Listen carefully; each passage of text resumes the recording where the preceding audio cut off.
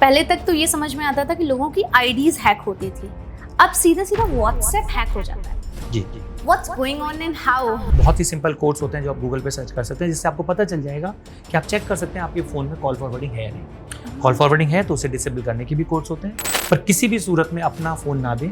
अगर हम 10 साल पहले की बात करें तो साइबर क्राइम था, पीपल लाइक कि हम जानते हैं बहुत बड़े लेवल पे होता है, हर घर तक साइबर क्राइम नहीं पहुंचा था। तो आपको क्या करना है, आपको ये मान के चलना है कि कोई भी लिंक आया है, वहाँ जो भी लिखा है वो मान के चलना है कि सही नहीं है। आप उसे पढ़ें और खुद से टाइप करें, तो आपके बहुत सारी प्रॉब्लम्स यहीं पर सॉल्व हो जाएंगी। आज की डेट में आप पढ़े लिखे हो सकते हैं, लेकिन आप साइबर अनपढ़ हो सकते हैं। हाँ, पर सर हम इतना ज़्यादा ऑनलाइन सारी चीज़ें यूज़ कर रहे हैं, डिजिटलाइज हो चुके हैं, बट स्टिल क्या आपको लगता है कि इतनी अवेयरनेस नहीं है लोगों को साइबर क्राइम्स के बारे में? अगर नहीं है तो कैसे हो?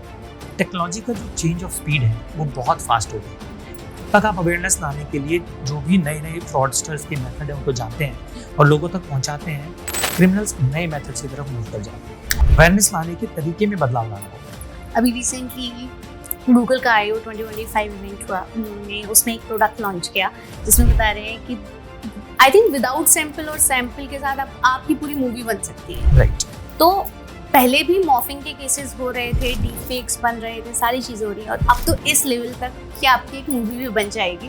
तो ये तो और भी ज़्यादा खतरनाक होता जा रहा है। कि कोई भी सिंथेटिक वीडियो या कोई भी आर्टिफिशियल इंटेलिजेंस को यूज़ करके जो वीडियो या ऑडियो या डॉक्यूमेंट जो भी फेक बनाया गया है वो कभी परफेक्ट नहीं होगा। अभी टेक्नोलॉजी वहाँ नहीं पहुँचेगी, वो बिल्कुल परफेक्ट बनाएगा। कोई ऐसा मेमोरेबल केस हो, इंसिडेंट हो, कि आपको लगा हो यार ये क्या कर रहा है, ये तो हमने मतलब आउट ऑफ द बॉक्स सोच रहे हैं। इट वाज माइंड बॉगलिंग कि केवल ऑडियो रिकॉर्डिंग से मैं आपके ताली की चाबी बना सकता हूँ। तो आज की डेट में आप ऐसा कोई सोल्यूशन एग्जिस्ट नहीं करता जो बहुत easily without incurring lot of cost ये बता सके कि प्रोडक्ट असली है या नकली। हमने पहला ऐसा सिक्योरिटी फीचर बनाया है जिस भी प्रोडक्ट पे अगर उस फीचर को लगा दिया जाए तो वो एंटी काउंटरफीट, वो काउंटरफीटेबल नहीं रहेगा, वो प्रोडक्ट गारंटीड असली है या नकली। कोई भी यूजर बहुत आसानी से एक स्कैन से पता कर सकता है। Due to population, do you think India is an easy target in cyber attacks? हमारा सारा डेटा गूगल ड्राइव पर सेव हो रहा है, जीमेल पर सेव हो रहा है, बिना गूगल अकाउंट के तो हमारा फ़ोन ही नहीं हो पाता है लॉगिन। तो ऐसे कहते हैं कि Google knows more than your family. Sir, हम इतनी नेगेटिव बातें कर रहे हैं कि ये प्रॉब्लम्स हो रही हैं, वो प्रॉब्लम्स हो रही हैं, इससे तो लोग डर जाते हैं ना। किसी बुजुर्ग से बात करती हूँ तो दे आर लिटरली लाइक हमें यूज़ ही नहीं करना है। यूज़ नहीं कर रहे हैं तो कोई दूसरा आपके नाम से यूज़ करेगा।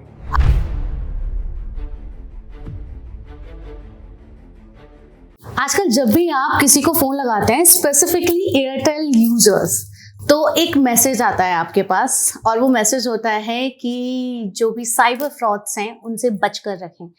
कोई भी अगर बैंक का बंदा बन के आपको कॉल कर रहा है या कोई भी इस तरीके का आपको फ्रॉड कॉल कर रहा है, तो you have to be very very attentive, because वो एक फ्रॉड कॉल हो सकता है। अब कई लोगों को इससे इरिटेशन भी होती है कि यार बार बार ये मैसेज आ रहा है, लेकिन आप ये सोचिए कि देश में कितने सारे ऐसे फ्रॉड्स हो रहे हैं, कितने लाखों करोड़ों रुपए के घोटाले हो रहे हैं।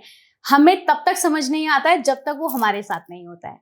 और ये तो सिर्फ एक छोटे से फ्रॉड, ये तो सिर्फ फाइनेंशियल फ्रॉड की बात है। इसके अलावा कितने सारे स्कैम्स हमारे साथ हो रहे हैं, हमारे फोन से लेके डिवाइसेस, टेलीविजन, इंटरनेट, जो भी चीज इंटरनेट से कनेक्टेड है उन सब से पता नहीं कितने स्कैम्स हो रहे हैं। हमारी पर्सनल डिटेल्स कहाँ कहाँ लोगों तक जा रही हैं। और सबसे खास बात, अभी आपने जब इंडिया पाकिस्तान का वॉर चल रहा था तब आपने एक बात तो सुनी होगी कि पाकिस्तान ने इंडिया पर साइबर अटैक किया है। आपके फोन में अगर कोई फोटो आ रही है, कोई वीडियो आ रही है, लिंक आ रही है, तो do not download it.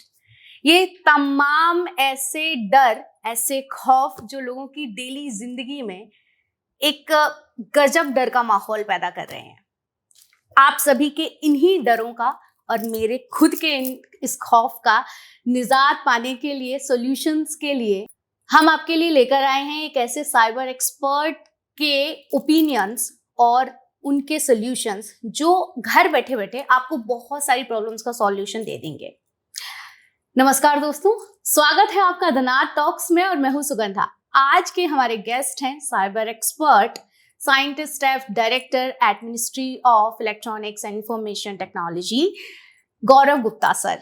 Gaurav Gupta sir एक साइबर एक्सपर्ट हैं, बहुत सारी साइबर से रिलेटेड किताबों के ऑथर हैं, एक स्पीकर हैं, और इसके साथ में इज अ प्रो।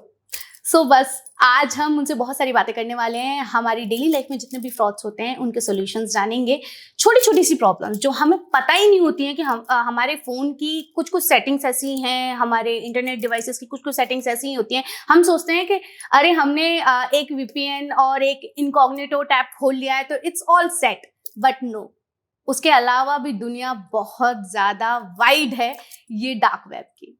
तो चलिए स्वागत करते हैं गौरव गुप्ता सर का। नमस्कार सर, बहुत बहुत स्वागत है आपका। थैंक यू सर, ये तो हम जानेंगे, बहुत सारी जर्नी जानेंगे, लेकिन सबसे पहले हम आपकी जर्नी जानना चाहते हैं कि कैसे साइबर एक्सपर्ट बनने का आपने सोचा कि मुझे फॉरेंसिक, डिजिटल फॉरेंसिक में PhD करना है और इससे रिलेटेड कुछ करना है।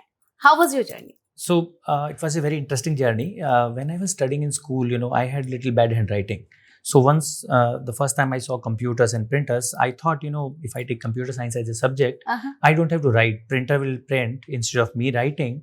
And that printer writing is very good, right? It doesn't write in a bad handwriting. So that was the reason that, I took computer science as a subject. And when I took computer science as a subject, I realized, there is a lot to do. And I expected it to change the face of the mankind. It's like 20 years back when I started. And I expected that this is the area which will probably, impact all sphere of our life, and which is what is happening today. And when I started exploring it further, I realized there are a lot of things which are not secure. People are developing technologies keeping in mind convenience. So we make everything better. We had feature phone, then we had smartphones, and every year we are getting new smartphones with new sensors. The reason for making all these things is the convenience to the user. Yeah. But most of the time, security takes the backseat. So that is an aspect which is little neglected, both from the developer and the company sides, as well as user side. Yeah. We have so many settings in our phone, we have so many options and so many sensors. We don't even know what is the power of the sensors and the features in our phone. We use only barely 2, 3, 4, 5% of the features. Yeah. So other features which are there, by default, they are on many a times. They are doing things which they are supposed to do, but we don't know them. We are not controlling it. And that's where a lot of things can go wrong, which otherwise, if we knew, we could have controlled. So one of the very important thing which I do is कि कैसे हम ऐसे solutions बनाएं जो कि non technical होते हुए भी लोगों को मदद करें साइबर क्राइम्स को रोकने में, उनको मदद करें कैसे वो साइबर सेफ रह सकें, कैसे उनका डेटा लीक नहीं हो, कैसे हम क्रिमिनल्स के लिए मुश्किल पैदा करें ताकि वो क्राइम ना कर पाए। तो ये सब सोच करते हुए मुझे बहुत सारे टेक्निकल सोल्यूशन बनाने का अपॉर्चुनिटी मिला। बहुत सारे स्टूडेंट्स के साथ मैं रिसर्च करता हूँ, बहुत सारे स्टूडेंट्स को मैं मेंटर करता हूँ। देयर आर PhD स्टूडेंट्स जिनको मैं गाइड कर रहा हूँ, and we take real world problems, we take some very very simple real world problems and make very interesting, very efficient, easy to use technical solutions. So जैसे ही मैंने शुरू किया और सॉल्यूशंस बनते गए, नई प्रॉब्लम्स मिलती गई, और बहुत सारे लोगों के साथ, बहुत सारे स्टूडेंट्स के साथ मिलके हम इन प्रॉब्लम्स को सॉल्व करते रहे। तो इसमें इतना मजा आता है कि अभी लगता है कि यही बहुत आसान तरीका है कि हम रिसर्च करें। रिसर्च जिसके बारे में लोगों को बहुत डराया जाता है कि बहुत मुश्किल है, PhD करना बहुत मुश्किल होता है, ऐसा बिल्कुल भी नहीं है। रिसर्च बहुत आसान है क्योंकि आपको किसी एक टॉपिक के बारे में गहराई से जानना होता है, और उसके बाद उसको कैसे हम मीनिंगफुल वे में इफेक्टिव और एफिशिएंटली लोगों के फायदे के लिए हम सोल्यूशन बना सकते हैं, इस पर आपको फोकस करना होता है। और जो अंत में रिजल्ट आता है वो बहुत ही इंटरेस्टिंग होता है, बहुत सारे लोगों को बहुत फायदा पहुंचाता है और बहुत सेटिस्फाइंग भी होता है। बट सर, ये दुनिया एक ऐसी दुनिया है जिसे हम मुझे ऐसा याद है कि हम हर बच्चा सोचता है बचपन में जब पढ़ता है कि computers is the thing.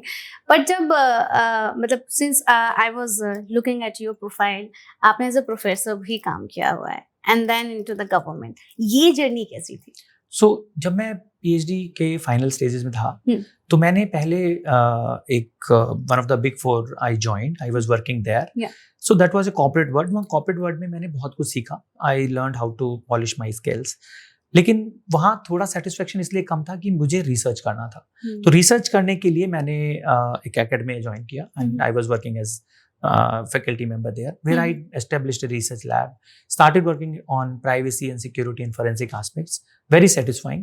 But then when I got this opportunity to work for the government, I realized in that academic institute, I can only impact the people who are coming there. Yeah. But by working in the government, I can probably do things which can impact pan-India. So the idea is the horizon has become wider. Now I can do things, I can make solution, I can make policies, I can make solutions which can impact people across India. So a mass number of people can be impacted. That's where I transitioned from faculty to government job, and I am able to develop schemes and projects which are probably helping country. Great great great. So sir हम बात करेंगे कुछ ऐसे scams की जो हमारे day to day life में होते हैं। अगर हम जैसे आजकल व्हाट्सएप की बात करें, व्हाट्सएप एंड सोशल मीडिया कोई भी हो, इंस्टाग्राम हो, कुछ भी हो, पहले तक तो ये समझ में आता था कि लोगों की आईडीज हैक होती थी, अब सीधा सीधा व्हाट्सएप हैक हो जाता है जी। What's going on and how? So बहुत सारे तरीके हैं, बहुत सारे तरीके इसलिए हैं कि हम बहुत सारी गलतियां करते हैं। फॉर एग्जाम्पल, अगर मैं आपको एक एग्जाम्पल से कोट करना चाहूँ, मान लीजिए कि आप मॉर्निंग वॉक कर रहे हैं, मॉर्निंग वॉक पे आप जा रहे हैं, आपके सामने एक गाड़ी से किसी व्यक्ति का एक्सीडेंट हुआ, हाँ। और वो गाड़ी वहां से हिट एंड रन करके भाग गई। वो आदमी के पास आप जाते हैं और वो आपको बोलता है कि मुझे चोट लगी है और मुझे अपने घर फोन करना है, हाँ। और वो आपसे आपका फोन मांगता है, हाँ। तो क्या आप हेल्प करेंगे? Of course. बिल्कुल आप हेल्प करेंगे और अपना फोन उसे दे देंगे। वो कोई एक नंबर डायल करेगा और बोलेगा कि शायद कॉल लग नहीं रहा है और मुझे अब ठीक लग रहा है, वो आपको फोन वापस करेगा और चला जाएगा। एक्चुअली में जब ये सारा का सारा स्टेज था, ये हिट एंड रन एक आपको दिखाने के लिए था, वो ऐसा कुछ नहीं हुआ। उस आदमी को कोई चोट नहीं लगी, उसने केवल सहानुभूति पाने के लिए और आपका फोन आपसे लेने के लिए पूरा स्टेज किया था। जब उसने आपसे आपका फोन लिया और जो उसने नंबर डायल किए वो कॉल फॉरवर्डिंग के थे, तो अभी आपके फोन पर कॉल फॉरवर्डिंग उसने अपने नंबर के लिए एक्टिवेट कर दी। तो जो भी कोई एक मैसेज आएगा, जो भी कोई एक वॉइस कॉल आएगा, IVR से व्हाट्सएप का OTP आएगा, वो सब उसको कॉल फॉरवर्ड हो जाएगा। तो आपने तो उसकी मदद करनी चाहिए थी, लेकिन उसने उसको फायदा उठाते हुए आपका कॉल फॉरवर्डिंग कर लिया और अब वो आपके सारे OTP, सारे मैसेज ले रहा है और आपको लग रहा है कि हमने तो कोई OTP शेयर नहीं किया, कैसे हमारा व्हाट्सएप और बैंक डिटेल्स उसके पास जा रही है? एक्चुअली में इसकी वजह से जा रही है। अगर ऐसी कोई भी सिचुएशन आए तो ऐसा नहीं है कि हमें हेल्प नहीं करनी चाहिए, हमें हेल्प करनी चाहिए। हमें उससे पूछना चाहिए कि अगर सही में आपका एक्सीडेंट हुआ है तो बताइए, हम आपके लिए पुलिस को फोन कर दें या एम्बुलेंस को। हम अपना फोन किसी भी स्थिति में किसी दूसरे व्यक्ति को अपना फोन उसके हाथ में नहीं देंगे, क्योंकि वो कुछ भी कर सकता है, हमें नहीं पता उसने क्या किया है। कोई भी नंबर डायल कर सकता है। बिल्कुल, और ये जानना मुश्किल नहीं है। आप बहुत ही सिंपल कोड्स होते हैं जो आप गूगल पे सर्च कर सकते हैं, जिससे आपको पता चल जाएगा कि आप चेक कर सकते हैं आपके फोन में कॉल फॉरवर्डिंग है या नहीं।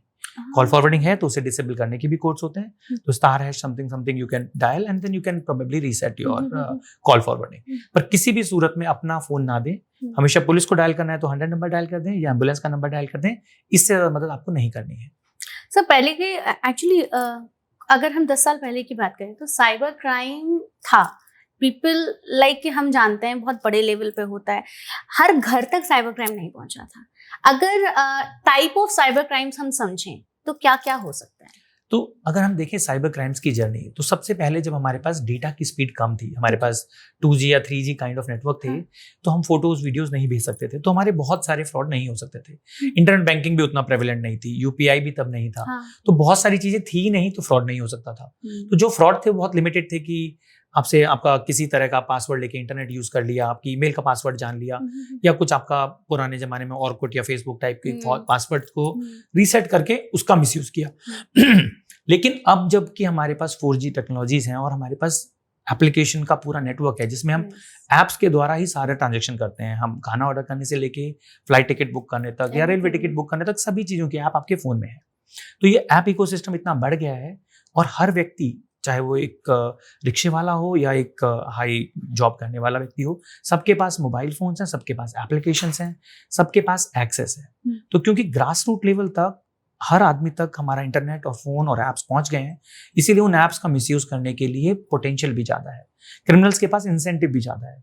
अगर हम जाने कि 85% इंडियंस के पास स्मार्टफोन्स हैं, तो एक क्रिमिनल घर बैठे एक लैपटॉप के द्वारा उन 85% लोगों तक पहुंच सकता है और क्राइम कर सकता है। तो उसके लिए रिटर्न ऑफ इन्वेस्टमेंट बहुत ज्यादा है, इसीलिए बहुत सारे लोग लॉ के दूसरी साइड, रॉन्ग साइड रहते हुए फ्रॉड करने की कोशिश करते हैं। लेकिन अगर हम ये देखें लॉ के दूसरी तरफ, अगर हम हेल्प कर रहे हैं क्राइम को रोकने में, चाहे वो हम साइबर लॉयर्स हों, चाहे वो हम साइबर फॉरेंसिक इन्वेस्टिगेटर्स हों, या हम साइबर सिक्योरिटी अवेयरनेस ट्रेनर्स हों, इन तीनों के लिए बहुत बड़ी अपॉर्चुनिटी है, क्योंकि वहां पर कोई भी नहीं है। तो right side of the law रहते हुए भी हम बहुत बड़ा नाम कमा सकते हैं, पैसे कमा सकते हैं, अपॉर्चुनिटीज की कमी नहीं है। I mean, of course, जब number of crime, cyber crimes आप देखते हैं तो they're like in lakhs and crores. Yes, number is astonishing. Literally. तो of course उनको सेवियर्स भी होने चाहिए उन क्राइम्स को सेव करने के लिए। बट जैसे कि मतलब आई वाज आस्किंग कि किस किस टाइप के साइबर क्राइम्स होते हैं? तो अगर स्पेसिफिक नेम्स हाँ, तो कुछ साइबर क्राइम्स होते हैं जो हम स्टैंड अलोन कंप्यूटर्स के साथ करते हैं कि आपका डेटा हमने कनेक्ट करके चोरी कर लिया। कुछ होते हैं जो कनेक्टेड होते हैं कि हमने ऐप से बहुत सारे लोगों को इम्पैक्ट करने की कोशिश की, मैंने डिसइंफॉर्मेशन मिसइंफॉर्मेशन किया, मैंने सोशल मीडिया पे कुछ ऐसे कंटेंट डाले जिससे बहुत सारे लोगों का नैरेटिव मैं सेट करने की कोशिश कर रहा हूँ, मैं लोगों को बायस करने की कोशिश कर रहा हूँ। एक कुछ फ्रॉड होते हैं जिसमें मैं सॉफ्टवेयर के फायदे उठा रहा हूँ कि आपके सॉफ्टवेयर में कुछ कमियां थी, उनको सिक्योरिटी टेस्ट नहीं किया गया था, तो उनके द्वारा मैं क्राइम करने की कोशिश कर रहा हूँ। तो क्राइम की बहुत सारी वैरायटी है, वो एक इंडिविजुअल यूजर से लेके बहुत सारे लोगों को एक साथ फ्रॉड करने तक जाता है। बहुत सारी चीजों को हम काउंटरफीट भी बना सकते हैं। फॉर एग्जाम्पल, मैंने बहुत सारी पॉपुलर वेबसाइट्स का लुक अलाइक बनाया और मैंने उसको पोस्ट कर दिया और मैंने वो लिंक्स लोगों को व्हाट्सएप पे या टेलीग्राम के माध्यम से सर्कुलेट कर दिए। अनजाने में लोगों से क्लिक करेंगे और उनको देखकर लगेगा कि हाँ, ये तो SBI की वेबसाइट है या याहू की वेबसाइट है। तो वो क्योंकि देखने में हर तरीके से ऐसा लगता है कि जैसे असली वेबसाइट होती नहीं है। उसमें उसके URL में कोई एक शब्द या एक कैरेक्टर अलग होता है, जैसे कि I और L को हमारी आंखें डिफरेंशिएट नहीं कर सकती। O और 0 एक जैसे दिखाई देते हैं। तो अगर मैं केवल एक कैरेक्टर बदल दूं तो मुझे नहीं पता चलेगा कि मैं SBI पे जा रहा हूँ या SBL पे जा रहा हूँ, और वो लुक अलाइक वेबसाइट होगी। But then this is so I mean इतना माइनर डिफरेंस है और आजकल मुझे लगता है कोई देखता भी नहीं है। बिल्कुल। तो ये कैसे डिफरेंशिएट एकदम से पता डिफरेंशिएट हम नहीं कर पाएंगे, हमें इसके लिए सावधानी बरतनी होगी। सावधानी ये है कि आप कोई भी लिंक क्लिक ना करें। अगर आपको लिंक क्लिक भी करना है तो पढ़ लें और खुद से टाइप करें, क्योंकि आप SBI टाइप करेंगे जब करेंगे। हाँ। लेकिन लिखे हुए में तो हो सकता है L हो। तो आपको क्या करना है, आपको ये मान के चलना है कि कोई भी लिंक आया है, वहां जो भी लिखा है वो मान के चलना है कि सही नहीं है। आप उसे पढ़ें और खुद से टाइप करें, तो आपके बहुत सारी प्रॉब्लम्स यहीं पर सॉल्व हो जाएंगी, क्योंकि आप गलत जगह पर जाएंगे ही नहीं, क्योंकि आपने तो सही ही लिखा है। तो ये एक बहुत छोटा सा प्रिकॉशन है, पर ये बहुत ज्यादा हेल्प करता है रॉन्ग वेबसाइट, फेक वेबसाइट और क्लियर वेबसाइट के माध्यम से फ्रॉड को बचाने में। इंटरेस्टिंग। सिंस जैसे आपने बोला कि 80% ऑफ इंडियंस और जो हमारी पॉपुलेशन है वो एंड्रॉयड फोन्स यूज़ कर रहे हैं, क्योंकि अब हम डिजिटल हो रहे हैं। वहाँ एक साइड हमें ये बोला जा रहा है कि सारी चीज़ें डिजिटलाइज हो रही हैं, तो हमें दुनिया की रफ्तार में भागना है। बट हर बंदा टेक्निकली साउंड नहीं होता है जी। मोस्टली मुझे ऐसा लगता है ऑलमोस्ट 50% और 60% people are technically handicap. Specifically अगर हम बात करें Tier 2 Tier 3 सिटीज़ की, तो वहाँ पर जैसे हमारे पेरेंट्स हैं और कुछ इलिटरेट लोग हैं, उस लेवल पे पढ़े नहीं हैं, व्यवसायी हैं, बहुत सारे हैं, बच्चे हैं, तो बट हम फ़ोन तो एंड्रॉयड यूज़ कर रहे हैं, हमें सारी चीज़ें यूज़ करनी है। उनके साथ ज़्यादा ये चीज़ें होने का डर होता है कि उनके साथ ज़्यादा स्कैम हो रहे हैं, क्योंकि हमें तो ये चीज़ रियलाइज़ होती है कि हम न्यूज़ पढ़ रहे हैं, सारी चीज़ें पता चल रही हैं ऑन। अगर हम उसका पॉजिटिव यूज भी कर रहे हैं, जैसे मैं अपने घर की बात करती हूँ, मेरे पेरेंट्स बड़ी मुश्किल से व्हाट्सएप चला पाते हैं और उनके पास कोई भी लिंक चली जाए, कुछ भी चला जाए, और भगवान के नाम से आजकल एक तो ये मैसेजेस बहुत ज्यादा ग्रुप्स में जा रहे हैं, कहीं कुछ है कहीं कुछ है, तो उन सब लोगों को फिर हम कैसे बचाएं? पहले तो मैं बताऊं, ये आपका भ्रम है कि जो लोग पढ़े लिखे हैं और जो आपको जिनको लगता है आपको कि वो साइबर सेवी हैं, उनके साथ फ्रॉड नहीं होंगे, उनके साथ भी उतने ही फ्रॉड होते हैं, केवल तरीके बदल जाते हैं। तो जैसा कि आपने बताया कि पहले हम मानते थे कि आप पढ़े लिखे हैं या अनपढ़ हैं। आज की डेट में आप पढ़े लिखे हो सकते हैं, लेकिन आप साइबर अनपढ़ हो सकते हैं। आपको साइबर अवेयरनेस भी बहुत डिटेल चाहिए, और ये सबको चाहिए। ये इस बात पे डिपेंडेंट नहीं है कि आप कॉर्पोरेट जॉब कर रहे हैं या नहीं कर रहे हैं, क्योंकि अगर आप कॉर्पोरेट जॉब कर रहे हैं तो आपके लिए क्रिमिनल्स के पास डिफरेंट टेक्निक्स हैं। पर जैसा कि आपने बताया कि Tier 2 में या सीनियर सिटीजन्स हैं, इन सब लोगों के साथ फ्रॉड होने की संभावना थोड़ी सी ज्यादा इसलिए है क्योंकि उनको पूरी पावर नहीं पता साइबर स्पेस की, उनको टेक्नोलॉजी के बारे में पूरी तरह से नहीं पता। तो सबसे पहला तो एक गलती हम सब यंग लोग ये करते हैं कि हम अपने सीनियर्स को सफिशिएंट टाइम नहीं देते, क्योंकि अगर उन्हें अपने फोन में कोई फीचर समझ नहीं आ रहा है, हमारे पास टाइम नहीं है उनको बैठ के समझाने का, तो कोई भी व्यक्ति, कोई भी क्रिमिनल वो इस बात का फायदा उठाता है। वो उनको किसी भी बैंक से या कहीं से भी फोन करेगा और वो उनको बोलेगा कि आपका पेंशन से रिलेटेड मैं आपकी हेल्प कर देता हूँ। तो चूंकि हम उनके लिए टाइम नहीं दे पा रहे हैं अपने सीनियर सिटीजन के लिए, वो उनको हेल्प करने के बहाने वो उनको पूछेगा आपकी तबीयत ठीक है कि नहीं, वो पूछेगा कि आपके बेटे की शादी हुई या नहीं, क्योंकि जो सीनियर सिटीजन की कॉमन प्रॉब्लम्स हैं, तो उससे वो उनका विश्वास जीत के उनको बोलेगा कि क्या मैं आपके फोन में आपकी मदद करने के लिए एक ऐप इंस्टॉल कर लीजिए, मैं यहाँ बैठे बैठे आपकी मदद कर दूंगा। सर, यू वोंट बिलीव, अभी रिसेंटली ये वाला केस बहुत चल रहा था कि पुलिस वाले पुलिस बन के बात कर रहे हैं कि हमने आपका बच्चा जी पकड़ा है, ये है, और वो किसी और से बात भी करा रहे हैं कि बच्चा रो रहा है, तो ये कैसे कर रहे हैं? तो इसको हम बोलते हैं डिजिटल अरेस्ट। इसमें हाँ। 4 या 5 तरीके के डर का यूज किया जाता है। उनमें से पहला डर ये होता है कि आपका एक पार्सल है जिसमें ड्रग्स मिले हैं। हाँ। दूसरा डर ये होता है कि आपके बच्चे को या आपकी फैमिली मेंबर को किसी सेक्स रैकेट में पकड़ लिया गया है, या फिर उनको कहीं किसी ऐसी चीज के साथ पाया गया है जो कि अनऑथराइज थी। तो कोई भी ऐसा डर जो आपकी फैमिली से रिलेटेड हो, आपकी रेपुटेशन से रिलेटेड हो, उसको यूज करके वो आपको बोलते हैं कि अब आपके पास पुलिस आ रही है, इन्वेस्टिगेटिव एजेंसी आ रही है, सीबीआई, ईडी या कोई ना कोई नार्कोटिक्स ब्यूरो से आ रहा है। ये डर दिखाने के बाद उनको बोला जाता है कि आप किसी से बात नहीं करेंगे, हम आपकी मदद करेंगे ताकि आपको और आपकी फैमिली मेंबर को इस केस से निकाल सकें, आपकी रेपुटेशनल हार्म ना हो, और इसको डिजिटल अरेस्ट कहा जाता है। और वो आपको कोशिश करेंगे कि एक वीडियो कॉल पर रहें और आप किसी से बात ना करें। वो आपके फोन और आपके लैपटॉप या आपके कंप्यूटर के माध्यम से आपका स्क्रीन शेयर कराएंगे, और फिर सारे पैसे आपको डरा डरा के आपकी एफडीज को तुड़वा के वो सारा पैसा अपने पास ट्रांसफर करा लेंगे, कहते हुए कि ये सेफ कस्टडी में रखा जा रहा है गवर्नमेंट की, केस सॉल्व होने के बाद आपको वापस कर देंगे। और आपको ऐसा दिखाया जाएगा कि वीडियो पर एक पुलिस स्टेशन का माहौल है, वो डीप फेक ऑडियोज और सिंथेटिक ऑडियोज और एआई को यूज करके आपके बच्चे की आवाज कि वो रो रहा है या उसको किसी ने मारा या उसकी हालत ठीक नहीं है और वो कह रहा है कि मुझे हेल्प कीजिए, ताकि आपको इमोशनली भी स्ट्रेस में डाला जा सके। और इसका फायदा उठा के वो आपके सारे पैसे आप सो कॉल्ड गवर्नमेंट अकाउंट में ट्रांसफर कराएंगे ताकि आपको बाद में वापस कर सके, पर वो क्रिमिनल के अकाउंट में जा रहे हैं। तो यहाँ बहुत ही सिंपल है, कोई भी इन्वेस्टिगेटिव एजेंसी कभी भी आपको वर्चुअली फोन पर या साइबर स्पेस में कांटेक्ट नहीं करती है। अगर कुछ भी आपने गलत कभी किया भी है तो वो आपके घर आएंगे, आपको पहले से नहीं बताएंगे। तो कोई भी अगर आपको एक पुलिस स्टेशन का माहौल और एक किसी इन्वेस्टिगेशन का माहौल दिखा के डराया जा रहा है ऑनलाइन, वो फेक है। उस पर आपको कभी भरोसा नहीं करना है और आपको बोलना है ऐसा कुछ है तो आप प्लीज घर आएं, प्रॉपर कंप्लेन करें, हम आपसे तब बात करेंगे। तो आपको किसी भी केस में साइबर स्पेस में किसी इन्वेस्टिगेटिव एजेंसी से कोई बात नहीं करनी है, क्योंकि ये सब फेक होता है।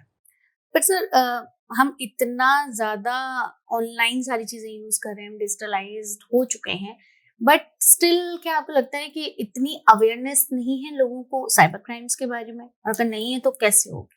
तो अगर आप देखें, ये बहुत ही अच्छा सवाल है जी। अगर हम 20-30 साल पहले देखें तो हम हर 5-10 साल में अपना डिवाइसेस बदलते थे। हमारा फ्रिज, मेरा पहला फ्रिज मेरे घर 20 साल रहा, मेरा पहला टीवी मेरे घर 15 साल रहा। पर अभी अगर हम देख रहे हैं, पहला फोन भी मेरे पास 5 साल रहा, लेकिन अब धीरे धीरे फोन की लाइफ 2 साल, 1 साल।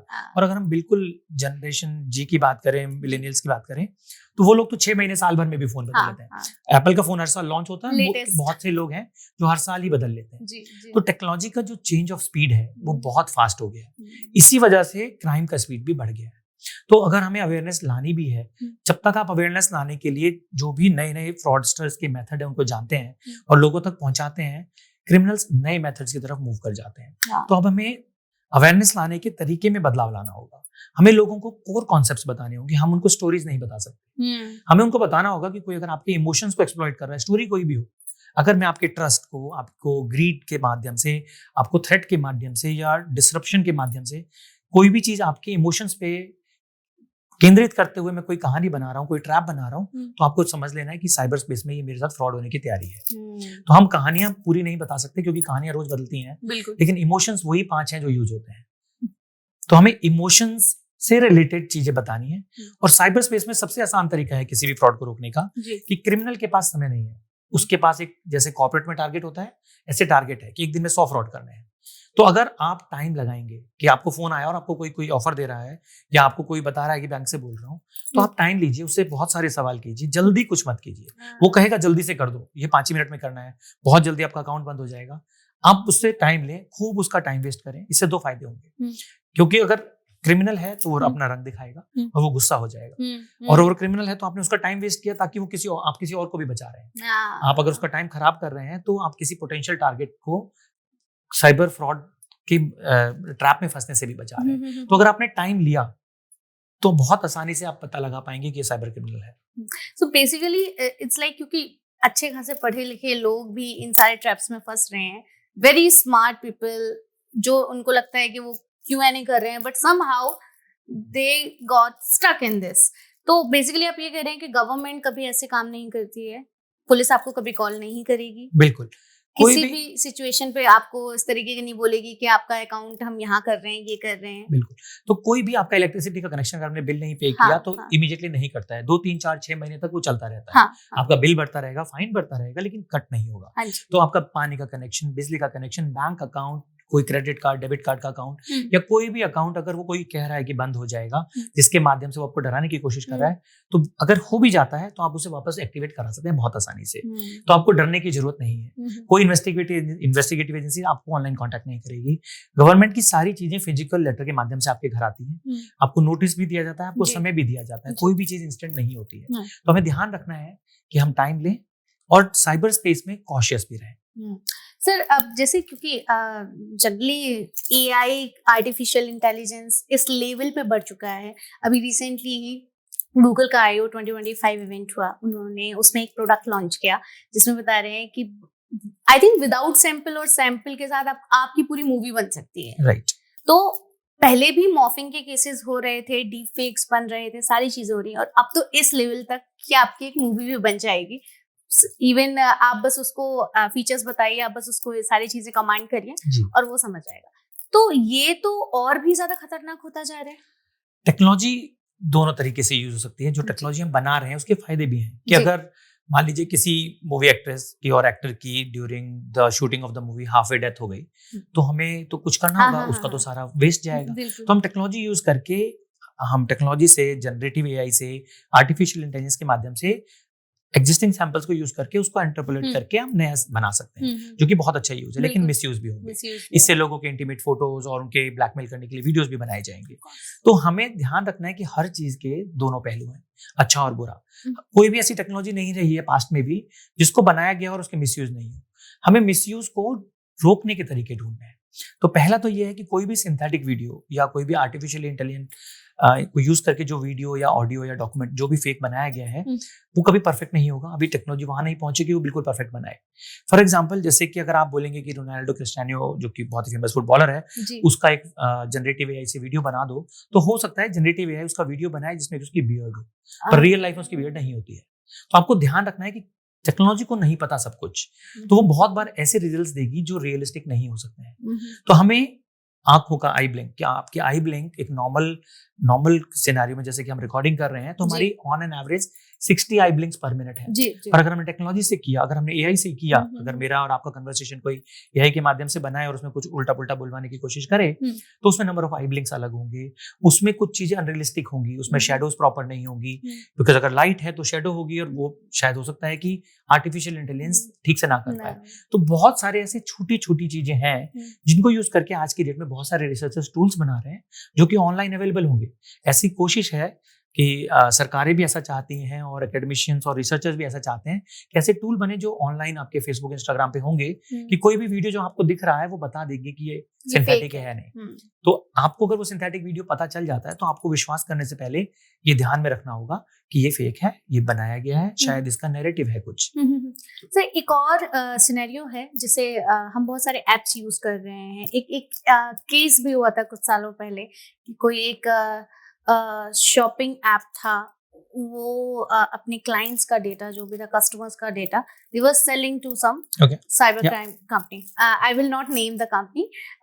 तो ये भी एक बहुत बड़ा रिस्क है, क्योंकि अगर आप एप्स नहीं यूज करोगे, अब ऐप में आपको आपका एड्रेस डालना पड़ेगा, डिटेल्स डालनी पड़ेगी, तभी आपका ऑर्डर डिलीवर्ड होगा। बट देन नए नए एप्स आ रहे हैं, आपको नहीं पता है कौन सा ऐप रिलायबल है, कौन सा नहीं है। तो ये कैसे, मतलब इज इट एक्चुअली हैपनिंग और नॉट? सो पहली चीज तो आप ये जान लीजिए, डेटा आपका कोई भी जो रिकॉर्ड कर रहा है, चाहे वो बहुत बड़ी सर्च कंपनी से लेके हमारा मोस्ट फेमस सोशल मीडिया हो, सभी लोग आपका डेटा रिकॉर्ड कर रहे हैं जी। फर्क खाली इतना है कि जो बहुत ही एस्टेब्लिश कंपनी है वो आपका डेटा जो रिकॉर्ड करते हैं उसको बहुत ही डिलीजेंटली यूज करते हैं। वो आपके बारे में जानने के लिए यूज करते हैं, आपको एड्स दिखाने के लिए यूज करते हैं। और अगर वो किसी थर्ड पार्टी से शेयर कर रहे हैं तो भी शायद उसका उतना मिसयूज पॉसिबल नहीं है, थोड़ा मिसयूज पॉसिबल है। बट देन अगर कोई बहुत ही नई ऐप है, कोई एक नई ऐप आती है ई कॉमर्स की, जिसके बारे में आपने कभी नाम भी नहीं सुना और वो आपको 95% डिस्काउंट दे रही है, हाईली लाइकली वो डेटा को बेच रही है और मिसयूज भी कर रही है। तो बहुत सिंपल मेरा सजेशन तो मेरे ऑडियंस को ये होगा, कोई भी ऐप जिसको आप बिल्कुल अभी अभी जिसका आपने नाम सुना है जो कि बहुत पॉपुलर नहीं है जी। थोड़े दिन के लिए अवॉइड कीजिए जब तक कि वो एस्टेब्लिश ना हो जाए। तो मेरा यहाँ पर एक सिंपल सा बेंचमार्क ये है कि अगर कोई कंपनी न्यूज़पेपर में या कहीं पर पेड एडवर्टाइजमेंट दे रही है जो कि मास नंबर ऑफ लोगों के लिए है तो शायद वो बेटर है बजाय इसके कि जो ऐड नहीं दे रही है। क्योंकि अगर एक कंपनी इतना पैसा बना रही है कि वो एक न्यूज़पेपर में ऐड दे सकती है तो शायद उसके फ्रॉड करने की संभावना कम है कंपेयर टू एक ऐप जो ओवर द नाइट आई है और वो आपका डेटा कलेक्ट कर रही है और उसको मिसयूज कर रही है। तो सर ऐसे कोई एप्स भी हैं जो हमारे डेटा को प्रिवेंट करते हो? डेटा को लीकेज से प्रिवेंट करते हैं। तो आपका डेटा तो लीक होने की पूरी संभावना है। हमें ऐसा कंटेंट बनाना ही नहीं चाहिए जो लीक हो जाए तो हमें प्रॉब्लम। ये तो हमारा पहला गोल्डन रूल है। तो प्रॉब्लम कंटेंट की नहीं है ना कि आप कैसा भी कंटेंट बनाइए आपकी सिर्फ शक्ल वहां पर होगी और मॉर्फिंग के अलावा आपके कुछ भी हो जाएगा आपके साथ। तो एक तरीका तो ये है कि आप अपना डेटा लिमिटेड शेयर करें। अगर आप कंटेंट फेसबुक पे या इंस्टाग्राम पे पब्लिक के लिए डाल रहे हैं तो वो फिर किसी को भी मिलेगा। लेकिन आप क्या कर सकते हैं, आप अपना बहुत सारा कंटेंट अपने फ्रेंड्स के लिए डालें, उसको पब्लिक ना करें। जिसकी जरूरत पब्लिक के लिए नहीं है उसको पब्लिक नहीं करेंगे। दूसरा ये है कि आप बहुत सारे ऐसे सिक्योरिटी सॉल्यूशंस आते हैं जो डेटा को वाटरमार्क कर सकते हैं। तो अगर मैंने अपनी वीडियोस और फोटो को वाटरमार्क कर दिया जो कि नॉर्मल यूजर के लिए दिखाई भी नहीं दे रहा है, अगर लेकिन मैं उससे कुछ बनाना चाहूंगा तो वो उसमें बहुत सारा डिग्रेडेशन डालेगा। तो मुझे सिक्योरिटी सॉल्यूशंस, वाटरमार्किंग टेक्निक्स, ये सब चीजें भी अपने कंटेंट को प्रोटेक्ट करने के लिए यूज करनी चाहिए। इंटरेस्टिंग। तो सर कभी कोई एक ऐसा कोई केस आपने बहुत सारे केसेस देखे होंगे साइबर क्राइम के, कोई ऐसे केसेस देखे हैं, कोई ऐसा मेमोरेबल केस हो, इंसिडेंट हो, कि आपको लगा हो यार ये क्या कर रहा है, ये तो हमने मतलब आउट ऑफ द बॉक्स सोच रहे हैं? ऐसे बहुत सारे केसेस हैं जिसको बिकॉज क्रिमिनल बहुत क्रिएटिव होते हैं तो बहुत सारे एग्जांपल हैं।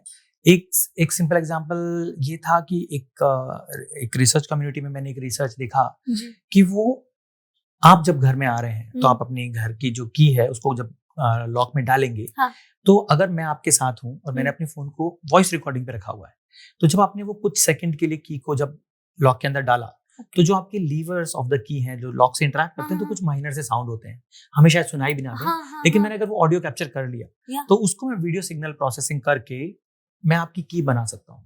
क्योंकि आपकी की की जो साउंड है वो उस की डेप्थ को बताते हैं।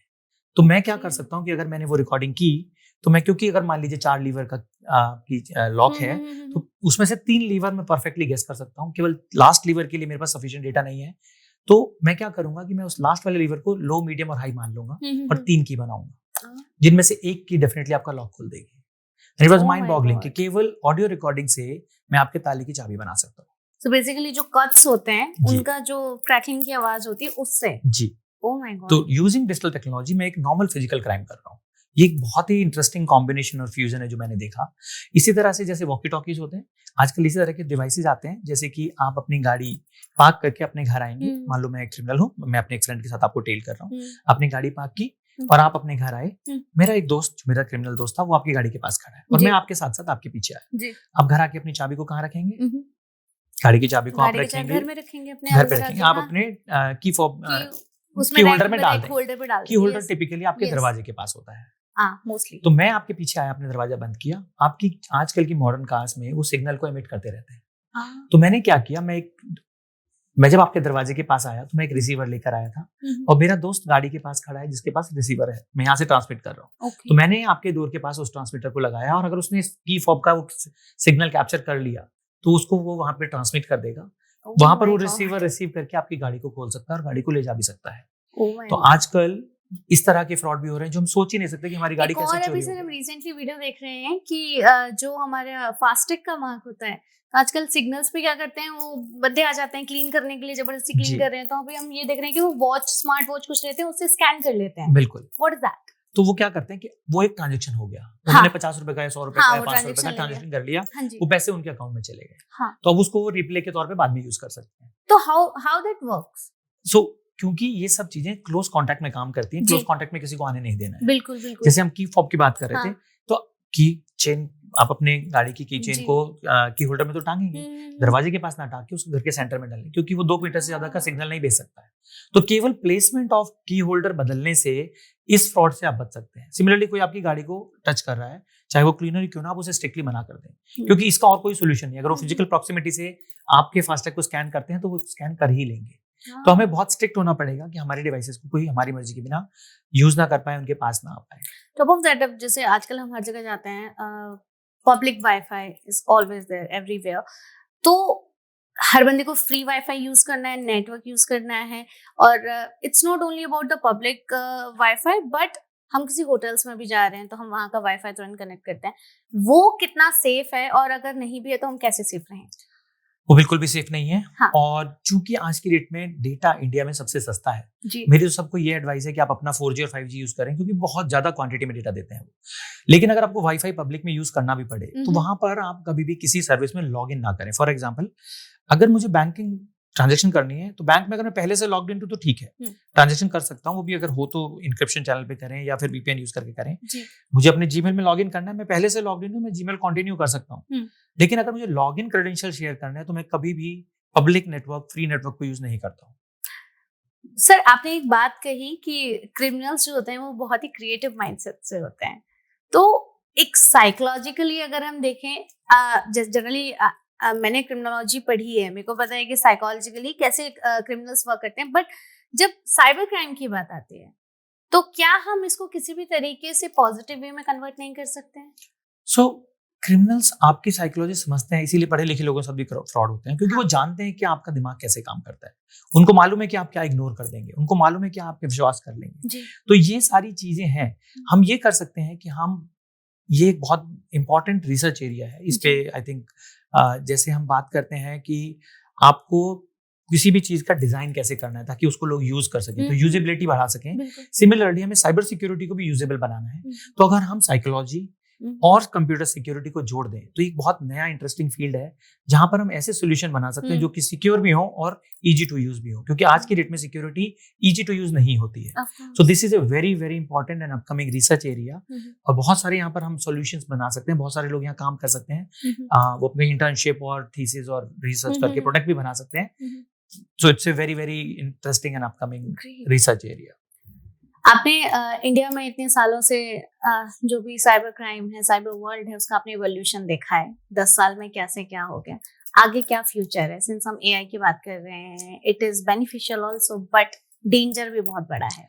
तो चीजें बहुत तेज से बदली हैं और चीजों की बदलने की स्पीड तो बढ़ती जा रही है। तो ये एक स्पाइरल की तरह है जो कि हर सर्कल में, हर साइकिल में छोटा होता जा रहा है। यानी कि speed of change of technology बढ़ेगा, लोग अगर उसके साथ अपना पेस मेंटेन नहीं कर पाते तो उनकी सिक्योरिटी से रिलेटेड प्रॉब्लम्स भी बढ़ेंगी। लेकिन जो होप है, होप जो कि बहुत पॉजिटिव हमारे लिए ये है कि बहुत सारे लोग साइबर सिक्योरिटी सॉल्यूशन बनाना चाहते हैं, जैसा कि आपने बताया, साइकोलॉजी को यूज करके, AI को यूज करके और सारी अपकमिंग टेक्नोलॉजीज को यूज करके। तो अगर हम इन सब टेक्नोलॉजीज को ढंग से यूज करते हैं, हम अगर ये जान पाए, बहुत से लोग इस तरह से भी काम कर रहे हैं कि क्या ऐसा है जो आने वाला है, ताकि उस पर काम पहले से शुरू कर दें। क्योंकि अभी तक हम रिएक्टिव मोड में काम करते आए हैं। आई थिंक टाइम आ गया है जहां पर हम रिएक्टिव नहीं प्रोएक्टिव हो जाए, ताकि हम ये देख पाए कि क्या टेक्नोलॉजीज हैं, क्या नई सॉल्यूशंस हैं, क्या नई एप्लीकेशंस हैं जो नियर फ्यूचर में आने वाली हैं। तो अगर हम उनके बारे में पहले से सोचें और हम as a community, academia, government and public मिलके हम इस तरह के सॉल्यूशंस, पॉलिसीज एंड रिसर्च करें जो कि प्रोएक्टिवली प्रॉब्लम्स को आने से पहले सॉल्व करने की कोशिश करें, तो हम काफी हद तक साइबर स्पेस को सेफ बना पाएंगे, हम टेक्नोलॉजीज को मैनकाइंड के लिए बेनिफिशियल बना पाएंगे। सर, आपकी बुक है जो साइबर अनसेफ, उसमें आपने साइबर हाइजीन की बात करी है। What is that? Can you please explain that? जैसे हम फिजिकल वर्ल्ड में हाइजीन रखते हैं, जब कोविड था तो हम हाथ धोते थे, डिस्टेंस रखते थे, है ना, हम सारी चीजें करते थे। हम साइबर स्पेस में आके, क्योंकि हम लोगों को देख नहीं पाते, हम अपने घर पे अपने कंप्यूटर को यूज कर रहे हैं, तो इन्फॉर्मेशन सुपर हाईवे पे हमें कोई नहीं दिखाई दे रहा है। हम नॉर्मल हाईवे पे हैं तो हमें गाड़ियां दिखाई दे रही हैं। आप मान के चलिए कि एक सर्दी की सुबह हो जो बहुत कोहरा है, तो क्या आप दूसरी गाड़ियां देख पाते हैं? नहीं देख पाते। लेकिन इसका मतलब क्या है कि वो वहां नहीं है, वो है। सिमिलरली जब हम साइबर स्पेस की बात कर रहे हैं तो हजारों लाखों करोड़ों लोग साइबर स्पेस में हैं जो कि हमें दिखाई नहीं दे रहे। तो सबसे पहले तो हमें ये मान लेना है कि हम अकेले नहीं हैं, हम बहुत सारे लोगों से, बहुत सारे डिवाइसेस से, बहुत सारी इंफॉर्मेशन से घिरे हुए हैं। यानी कि अगर हम कुछ भी करेंगे तो उसका परिणाम होगा अच्छा और बुरा दोनों। तो अगर हम किसी ऐसी वेबसाइट पे जाते हैं जहां हमें नहीं जाना चाहिए तो भी लोग हमें ट्रैक कर रहे हैं, वो हमें जान रहे हैं कि हम पहुंचे हैं, कहाँ से आए हैं, किस कंप्यूटर से आए हैं, हमारा ऑपरेटिंग सिस्टम क्या है, हमारे बारे में सारा इन्फॉर्मेशन जाएगा। तो एक तो हमें ये ध्यान रखना है कि हम क्या कर रहे हैं और क्या नहीं कर रहे हैं, वो एक्टिविटीज ट्रैक हो रही हैं। दूसरा, हम ये भी जानना जरूरी है कि हमें अपने आप को कैसे बचाना है, हमें अपने डिवाइसेस के बारे में मालूम होना चाहिए। हमें मालूम होना चाहिए कि कौन सी सेटिंग्स हैं जिनको हमें बंद कर देना है, कौन सी चीजें हैं जो हमें नहीं यूज करनी है। हमारे डिवाइसेस की जो कैपेबिलिटीज हैं जिनको हम जानते ही नहीं है कि वो हैं, जैसे कि ब्लूटूथ हमेशा ऑन रहता है, कभी भी हम वाईफाई ऑफ नहीं करते, हमारे डिवाइसेस को हम अपडेट भी नहीं करते। आजकल एक नया ट्रेंड है कि हम अपने डिवाइसेस को ऑफ भी नहीं करते, कि हमारा लैपटॉप हमेशा ऑन रहता है। हाँ. हम केवल उसे स्लीप मोड में डालते हैं। हाँ. तो हो सकता है महीनों तक आपके डिवाइसेस ऑफ ही ना हुए हों। तो हमें एक प्रैक्टिस बनानी चाहिए कि हमारे डिवाइसेस को हम वंस इन ए डे बंद कर देंगे। वाईफाई राउटर को हम कभी बंद नहीं करते। अगर आपके वाईफाई राउटर पे बहुत सारी डिपेंडेंसी है तो आप उसे 2 मिनट के लिए बंद कर दीजिए, और अगर बहुत डिपेंडेंसी नहीं है तो रात भर के लिए बंद कर दीजिए। अपने फोन को भी कुछ दिनों में एक बार बंद कीजिए ताकि वो अपडेट हो सके, कोई प्रॉब्लम हो तो वो सॉल्व हो सके। अपने लैपटॉप, डेस्कटॉप, सारे डिवाइसेस को हमें रेगुलरली बंद करना चाहिए। ये अपने आप में एक सिक्योरिटी फीचर है, क्योंकि क्रिमिनल्स आपके डिवाइसेस को मिसयूज अगर कर रहे हैं, जैसे आप उसे बंद करेंगे ये बहुत एनोइंग होगा उनके लिए। आई थिंक अभी एक मूवी आई थी रिसेंटली, कंट्रोल, CTRL करके, तो उसमें ऐसा ही कुछ इंसिडेंट बताया गया था कि वो आपके फोन स्क्रीन शेयर कर लेते हैं एंड 24 आवर्स आपकी स्क्रीन ऑन है, बिल्कुल, and the criminal is watching you and is controlling the person. बिल्कुल, आपके फोन का माइक्रोफोन, आपके फोन का कैमरा रिमोटली एक्टिवेट किया जा सकता है। आपको नहीं पता, हो सकता है कोई आपकी बात नहीं सुन रहा हो। तो इसका सबसे आसान तरीका ये है कि फर्स्ट ऑफ ऑल आप फोन को अपडेट करते रहिए, बीच बीच में डेटा को बैकअप लेके फॉर्मेट कीजिए, और फोन को जब जरूरत नहीं हो तो अपने से दूर रखिए। जरूरी नहीं है कि फोन 24/7 आपके पास रहे, आपसे थोड़ा दूर भी हो सकता है। तो अगर आप रात को सो रहे हैं तो फोन को इस जगह पर रखिए जहां पर आपकी आवाज वहां तक ना पहुंचे, अगर फोन बजे तो आप तक आवाज पहुंचे। अच्छा, एक चीज और है, आपने क्योंकि बोला कि आपके माइक्रोफोन्स ऑन रहते हैं तो वो सब सुनते रहते हैं, ये हमारे साथ मार्केटिंग वाले स्कीम भी बहुत ज्यादा हो रहा है। Absolutely. So what actually, how it is working that someone is even thinking about something. कई बार ऐसा होता है लिटरली हमने बोला भी नहीं उस चीज को, हमारे दिमाग में आया है, and then next thing we are seeing on our feeds the same advertisements आ रहे हैं, एड्स आ रहे हैं, और हम सारी चीजें देख रहे हैं। तो देखिए आज की डेट में फोन्स बहुत स्मार्ट हैं। फॉर एग्जांपल, आप अपने फोन को रात को अपने पास रख के सोइए। हाँ जी, हाँ जी। जैसे ही आप सुबह उठेंगे तो उसमें बीप्स आने लगेंगी, मैसेज आने लगेंगे। रात में वो बीप नहीं दे रहा है। हाँ। रीजन क्या है? उसमें ऑटो सेंसर्स लगे हैं, वो मूवमेंट पहचान लेता है, वो साउंड पहचान लेता है। तो अगर उसे पता चला कि आप मूव हुए, आप जितना अपनी नींद में मूव होते हैं वर्सेस अगर आप उठ के खड़े हुए, दोनों में डिफरेंस है, तो फोन के सेंसर्स उसे डिटेक्ट कर सकते हैं, और उस डिटेक्शन के बाद ही वो एक्टिवेट हो जाते हैं। हाँ। तो इस तरह से फोन में बहुत सारी ऐसी चीजें हैं जो आपके मोशन को, आपके फेसेस को, आपके जो भी बाकी आपके सेंसर्स हैं वो जो आपके बारे में डेटा कलेक्ट कर रहे हैं, उन डेटा को कलेक्ट करके भी बहुत सारी माइनिंग करते हैं। आपने जो कुछ बोला, आप अगर किसी घर में किसी दूसरे व्यक्ति से बात कर रहे हैं, घर में प्रॉक्सिमिटी में जितने भी लोग आपस में बात कर रहे हैं, वो सारा माइक्रोफोन सुन रहा है और वो उससे डिड्यूस करता है कि आपको क्या चाहिए होगा, आपकी क्या नीड्स हो सकती हैं। वो ये भी आइडेंटिफाई कर लेते हैं कि जब भी आप बाहर खाना खाने जाते हैं और एक पर्टिकुलर रेस्टोरेंट में जाते हैं तो उसके बाद आप क्या करते हैं, तो वो एंटिसिपेट भी कर सकता है। वो माइनिंग इस तरह की भी कर रहे हैं। तो जरूरी नहीं है कि कई बार आप सोचें या बोलें, क्योंकि आपका वो पैटर्न रहा है, वो पहचान लेते हैं कि आपने आज ये किया है और फिर ये किया है, तो नेक्स्ट आप यही करने वाले हैं। तो आपको लगता है कि मैंने तो बोला भी नहीं, वो बोला इसलिए नहीं क्योंकि उसने पैटर्न्स को आइडेंटिफाई किया हुआ है। So like can we do something like that कि हम जो सोशल मीडिया स्क्रॉलिंग कर रहे हैं, हमारी जो सर्च हिस्ट्री होती है, उसको क्या कुछ ऐसा हम कर सकते हैं कि हम विद इन अ वीक उसको रिमूव कर दें, या तो उससे कुछ इफेक्ट? बहुत अच्छा सवाल फिर से जी। आप देखिए जितनी भी डिवाइसेज हैं हमारे बारे में, जितनी भी सर्विसेज हैं, वो सब हमारे को रिकॉर्ड कर रहे हैं। फॉर दैट मैटर एक वेबसाइट है takeout.google.com। हाँ जी। आप अपने फोन में बाय डिफॉल्ट गूगल में लॉगिन है, क्योंकि आपको तो लॉगिन करना होगा गूगल के माध्यम से। तो अगर आप ब्राउजर पे जाके takeout.google.com लिखते हैं तो आप वहां देखेंगे कि लगभग 70 के आसपास ऐसे डेटा पॉइंट्स हैं जो आपके बारे में गूगल रिकॉर्ड कर रहा है। फॉर दैट मैटर पहला उनमें से है गूगल सर्च हिस्ट्री, यानी कि आपने जब से गूगल पे आज तक जो भी कुछ सर्च किया है वो सारा उसने इकट्ठा करके रखा हुआ है। अगर आपका फोन मुझे गलती से मिल जाए और मैं वो देखूं तो मैं आपके बारे में बहुत कुछ जान सकता हूँ।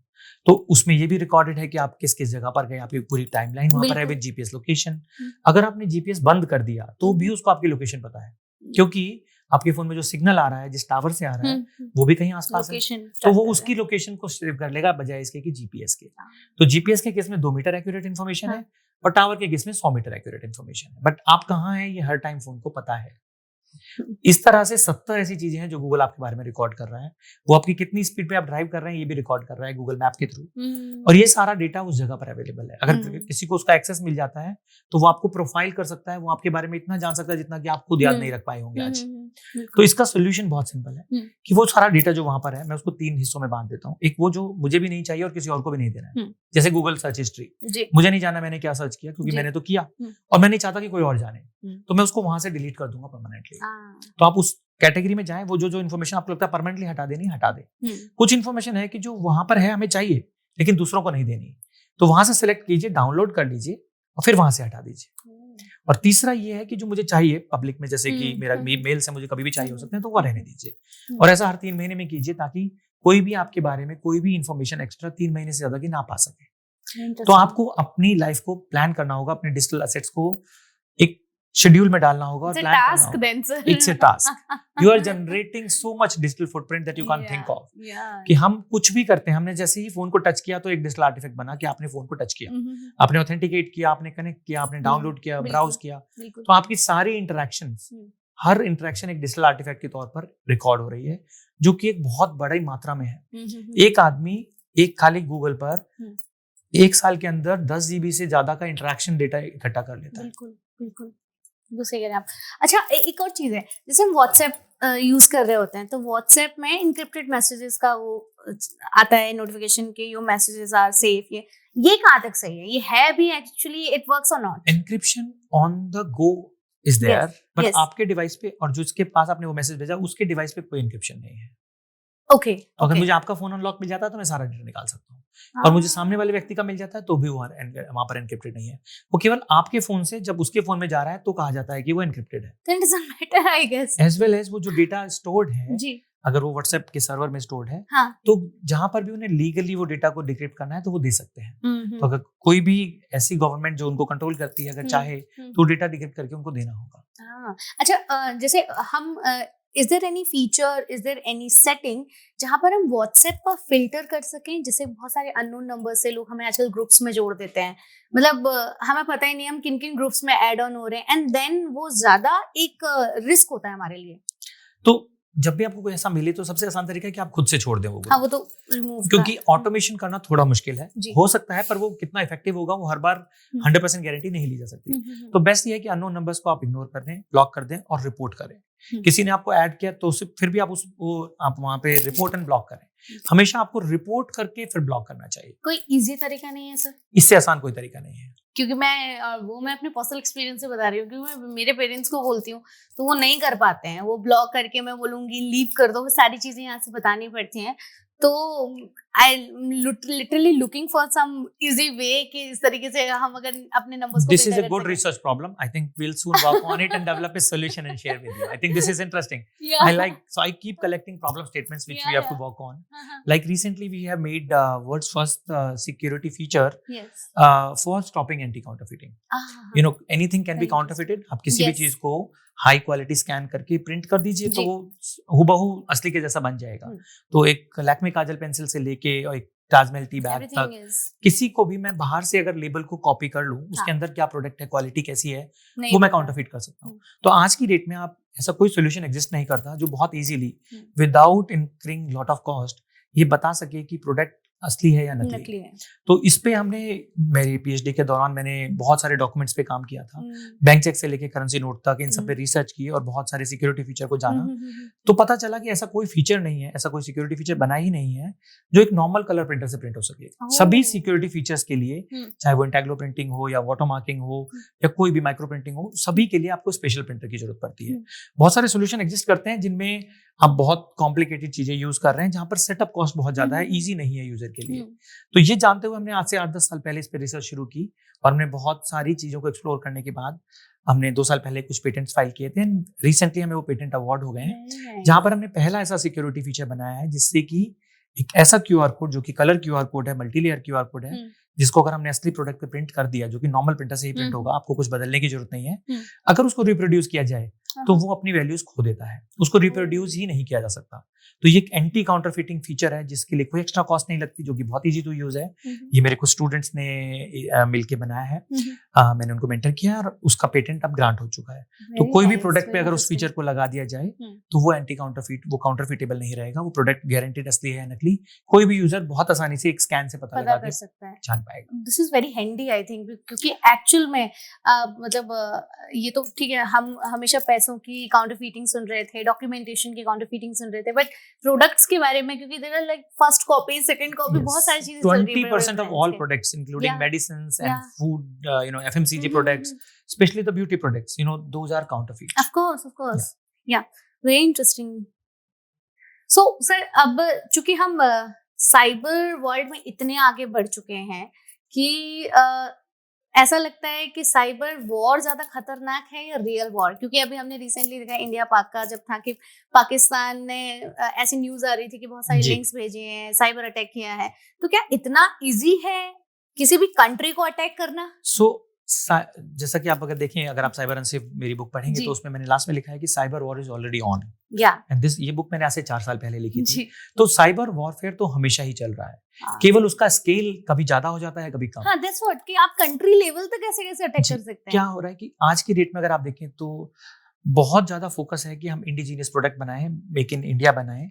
उसका कारण ही ये है कि अगर हमारे प्रोडक्ट्स यहाँ नहीं बने हैं तो उनके अंदर क्या छुपा हुआ है, उनके अंदर क्या बैकडोर्स हैं, उनके अंदर सिक्योरिटी से रिलेटेड क्या कॉम्प्रोमाइजेज हुए हैं, हमें नहीं पता। इसीलिए बहुत ज्यादा फोकस गवर्नमेंट का भी है जी। कि हम भारत में ही प्रोडक्ट बनाएं, इंडिजीनियस प्रोडक्ट बनाएं, मेक इन इंडिया बनाएं। आत्मनिर्भर प्रोडक्ट जो बनेंगे जी उन सब में सिक्योरिटी का ध्यान रखा जाएगा। हम्म, अगर भारत में बन रहे हैं तो भारत के लिए वो सेफ है, बिल्कुल। ताकि साइबर वॉरफेयर में उनका मिसयूज ना हो सके। हम्म। अदरवाइज जो भी प्रोडक्ट बाहर से बन के आ रहा है, हो सकता है कि जरूरत पड़ने पर वो हमारे लिए काम ना करे, जरूरत हम्म। पड़ने पर उसको मिसयूज किया जा सके होस्टाइल कंट्रीज के द्वारा, और वो हमारे साइबर वॉरफेयर में हमारे अगेंस्ट जाए। दूसरा है कि टेक्नोलॉजी का बहुत ज्यादा यूज होने वाला है आज की डेट में। अगर मुझे किसी कंट्री के लिए कुछ नुकसान पहुंचाना है तो मुझे वॉर की जरूरत नहीं है। मैं उसके इलेक्ट्रॉनिक कंपोनेंट्स में उसकी इकोनॉमी को, क्योंकि वो फोन पे, इंटरनेट पे, स्मार्टफोन पे डिपेंडेंट है, अगर मैं उसको अटैक करने की कोशिश करूं तो वो मेरे लिए ज्यादा इकोनॉमिकली एडवांटेजेस होगा। इसीलिए सभी कंट्रीज आज की डेट में अपने इलेक्ट्रॉनिक एसेट्स को सेफ गार्ड करने में लगे हैं, क्योंकि वो ही नेक्स्ट वॉर होने वाला है। बिल्कुल। जैसे अभी हमने न्यूज सुनी है कि चाइना में 10G तक आ गया है, जी। तो 5G तो अभी तो हम सिर्फ 5G पे खेल रहे हैं, तो सर उसके भी जो रिpercussions होंगे वो कुछ लेवल तो नेक्स्ट होगा अगर हम 10G उस पर चले गए हैं तो। फर्स्ट ऑफ ऑल जो उन्होंने 10G का बताया है वो जी। प्रैक्टिकली और कमर्शियली अवेलेबल नहीं है। हाँ। कमर्शियली जो अवेलेबल है उसके लिए आज की डेट में सफिशिएंट रिसर्च की गई है कि उसका मिसयूज ना हो। आगे आने वाले समय में क्वांटम कंप्यूटिंग की बात हो रही है जो आ जाएगी, अगर बहुत हाई स्पीड डेटा ट्रांसफर भी होंगे, उन सब के लिए अभी से ही रिसर्च कम्युनिटी तैयारी कर रही है। बहुत सारे ऐसे प्रोजेक्ट्स हैं, बहुत सारे ऐसे आइडियाज हैं जिसपे काम चल रहा है, ताकि हम फ्यूचर टेक्नोलॉजीज के अगेंस्ट साइबर सेफ्टी अटेन कर पाएं समय रहते हुए।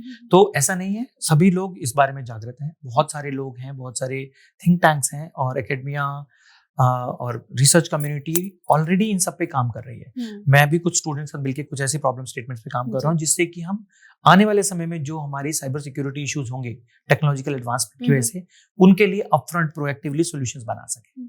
जैसे अभी जो हम बात कर रहे थे इंडिया पाकिस्तान और साइबर अटैक की, तो उसमें अभी रिसेंटली क्या न्यूज़ हमने सुनी थी कि बहुत सारे जो मिलिटेंट्स हमने पकड़े हैं बॉर्डर से, तो उनका कहना था कि हम तो बॉर्डर पे आते हैं और आपके यहाँ पर जो सोशल मीडिया पे चल रहा होता है वो हमें पता चल जाता है कि आपके क्या नेक्स्ट मूव्स हैं क्या नहीं है। तो क्या ऐसी कोई चीज़ नहीं हो सकती है जो बॉर्डर जो एक लिमिटेशन है नेटवर्क की या जो भी चीज़ है वो कंट्रोल कर सके? देखिए, पूरी कोशिश होती है कि इस तरह से ध्यान रखा जाए, पर लेकिन क्योंकि अगर हम रेडियो सिग्नल की बात करें तो आप उसको कंट्रोल, उसको कहीं पर जियो लोकेशन से कट ऑफ नहीं कर सकते, आप उसको लिमिट कर सकते हैं। तो ये सब चीजें इन सबकी सिक्योरिटी का ध्यान रखा जाता है। बहुत सारी चीजें इसके लिए की जाती हैं ताकि कोई भी मिसकम्युनिकेशन या मिस इन्फॉर्मेशन या डिस इन्फॉर्मेशन ना हो। इसके लिए पॉलिसी, रेगुलेशन से लेके टेक्नोलॉजिकल सॉल्यूशंस भी बनाए जाते हैं और डिप्लॉय किए जाते हैं। सर, ऐसे कौन से बहुत मेजर और फेमस एप्स हैं या कोई वेबसाइट्स हैं जो स्कैमर्स और क्रिमिनल्स यूज कर रहे हैं?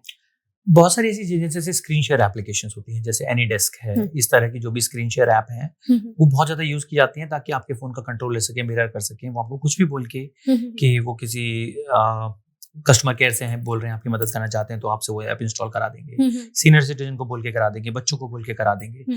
तो वो कोशिश करते हैं कि आपके फोन का मिररिंग हो जाए ताकि उनको कंट्रोल मिल जाए तो वो मिसयूज कर सके। ये सबसे ज्यादा पॉपुलर ऐप है जो क्रिमिनल्स यूज करते हैं। फिर बहुत सारी ऐप हैं जिनके माध्यम से आपका डेटा स्नूप किया जाता है धीरे धीरे। वो बहुत सारी ऐप होंगी, कुछ मेकअप से रिलेटेड ऐप होंगी, आप अपना फोटो खींचे, वो आपके ऊपर कोई चीज कैसी दिखाई देगी, इस तरह का ऐप्स होंगी। तो इस तरह के माध्यम से भी वो आपका डेटा को कॉपी करने के लिए, क्योंकि उससे आपका फोटो भी आप अगर फोटो लेंगे तो ही वो आपके फोटो पे वो सब चीजें दिखा पाएगा, यानी कि आपका फेस कैप्चर हो गया, आपका बायोमेट्रिक भी कैप्चर हो गया उसके साथ साथ। तो वो इस तरह की चीजें करना चाहते हैं। फॉर दैट मैटर, अगर आप सोशल मीडिया पे विक्ट्री साइन के फॉर्म में अगर आपने आपके फिंगरप्रिंट्स को फ्रंट ऑफ कैमरा दिखाते हैं, तो आजकल हाई रेजोल्यूशन कैमरास हैं, आपके फिंगरप्रिंट्स एक्सट्रैक्ट हो सकते हैं। तो अगर आपको कहीं पर भी अपने हाथ को कैमरा के सामने दिखाना है तो आपको रिवर्स की साइड से करना है, क्योंकि आपके फिंगरप्रिंट्स एक्सट्रैक्ट हो सकते हैं और फेक फिंगर बनाई जा सकती है। तो बहुत सारे बहुत ही इंटरेस्टिंग इनोवेटिव तरीके हैं जो क्रिमिनल्स करते हैं। आप केवल वो ऐप जो बहुत फेमस है, बहुत ज्यादा डाउनलोडेड है और आप पूरी तरह से बेसिक नीड्स है वो इंस्टॉल कीजिए। कोई नई ऐप है उसको पहले दूसरों को यूज करने दीजिए, जब आपको लगे कि वो बहुत पॉपुलर और सेफ तो शायद आप उसके ऊपर मूव करना चाहें। सो बेसिकली आपका कहने का मतलब है जो बायोमेट्रिक्स हैं they are not safe at all. क्या हमें फिर से बायोमेट्रिक सेफ है, बायोमेट्रिक की सेफ्टी अगर आपने नहीं रखी और आपने उनको शेयर कर दिया तो क्रिमिनल उसको मिसयूज कर सकते हैं। Password and patterns they can crack it easily. Password patterns can be cracked very very easily. आप अगर 6-7 डिजिट का पासवर्ड रखते हैं तो भी वो कुछ मिनटों में क्रैक हो सकता है आज की कंप्यूटेशनल पावर की वजह से। तो उसको आपको कॉम्प्लेक्स रखना होगा, उसमें आपको बहुत सारी ऐसी चीजें डालनी होंगी, जैसे कि आपने कोई एक फ्रेज लिया, for example like going gets tough then tough gets going, take the first letter of all these words and then put @ some number, then it is safe, relatively much difficult to crack and very easy to remember also, because mostly लोग क्या करते हैं कि जो passwords save करते हैं वो या तो किसी फैमिली मेंबर का डेट ऑफ बर्थ होगा या वो सबको पता है। हाँ राइट, ये बहुत सारी गलतियां हम पहले भी करते थे। पुराने जमाने में हमने देखा कि क्वेश्चंस होते थे, सिक्योरिटी क्वेश्चंस, जिसका आंसर हम सही देते हैं, जो कि बहुत ही गलत तरीका है। क्योंकि what is your first car, many people will be knowing. What is your favourite colour, I can start black, blue, pink and so on. So guessing some of the answers is very easy. What is your mother's maiden name? I'm sure other than you many people know about it, right? So if you give answers correctly for security question, people can guess it. Give very unguessable answers. So your favorite color could be table, right? Don't give a color itself, right? So you need to be little creative like criminals so that you can be safe in cyberspace. Very nice, very interesting. So अब हम digital education के लिए क्या कर रहे हैं, उस level पर डिजिटल साक्षरता तो नहीं है।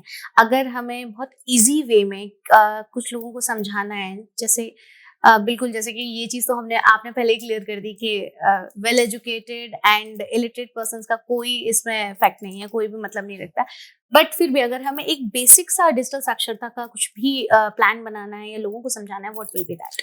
सो अवेयरनेस के लिए बहुत कुछ किया जा रहा है, सरकार से लेके आरबीआई तक उनके कैंपेन्स हैं, कार्टून्स हैं, न्यूज़पेपर में एड्स आते हैं जी, बहुत कुछ किया जा रहा है, बहुत सारा असर भी हुआ है। लेकिन मुझे लगता है कि इफेक्टिवनेस बढ़ाने के लिए हमें कुछ गेमिफिकेशन करना होगा। आज की जनरेशन स्टैटिक कम्युनिकेशन में बिलीव नहीं करती, तो अगर मैं कुछ ऐसे गेमिफिकेशन टेक्निक्स लगाऊं, मैं ऐसे कुछ क्विज बनाऊं या मैं AR/VR यूज करूं जिसमें कि आप उस गेम के अंदर है। फॉर एग्जांपल आपने गेम्स देखे हैं कि मेरा फोन ही मेरा इंस्ट्रूमेंट बन गया है, तो जैसे कि इस तरह के कुछ AR/VR यूज करके गेमिफिकेशन यूज किया गया है, ये बहुत बड़ी अपॉर्चुनिटी है। This could be a startup. There are people who can actually start working on this, how to make cyber security awareness easy, more impactful using gamification and AR/VR kind of future technologies, so that user gets more engaged. There could be games which will become very very popular, which will be based on AR/VR and cyber security, and that can be a role play thing as well, that someone can play the role of cyber criminal, and then the situation based सारी चीजें होंगी। Absolutely. So then we can also customize it for communities. For example, for law enforcement agency there is a different kind of games, for example trainers different kind of games, for a general public different kind of games, and I think that is the way forward in terms of making effective cyber security awareness trainings. Okay, interesting. So sir, अगर कोई भी person cyber धोखाधड़ी या किसी भी fraud का शिकार होता है, what will be the first step the person should do? So Government of India has done a wonderful job on this front. There is something known as cybercrime.gov.in, a portal where you can report any cybercrime. But if it is a financial cybercrime, then very important thing is first dial 1930. I'm repeating 1930, because if you call there, because once cyber criminals do financial fraud, they try to get that money out of the system. And if you immediately, without getting panicking, without informing others, without informing to your bank, first call 1930 and inform details with the UTR of the transaction. The I4C or the cybercrime.gov.in portal people have a team which can make sure the money is freezed and frozen where it is. It has gone from your account to some account, they will freeze it there. so that once it is frozen, it can't be taken out by criminals. In due course of time, by following procedure, the money can come back to you. But if the criminals are taking that money out of the system by an ATM or by transferring it to a Bitcoin or by taking it out of country, then it's very difficult to get the money because sometimes those accounts are fake. Yeah. The accounts could be of a rickshawala. You know, rickshawala's account has been rented by a criminal by paying him 5,000 rupees to do a fraud where, you know, fraud money has gone to the rickshawala's account and criminal has taken it out. So very important thing is, without panicking, first report at 1930, then go to cybercrime.gov.in and file a complaint. You can also go to Department of Telecommunication website, which is Sanchar Sathi. On Sanchar Sathi, there are multiple services, 6-7 citizen-centric services. You can report a lost mobile phone. You can report a phone number which is trying to do a fraud. And you can see how many phone numbers are there against your Aadhaar card and so on.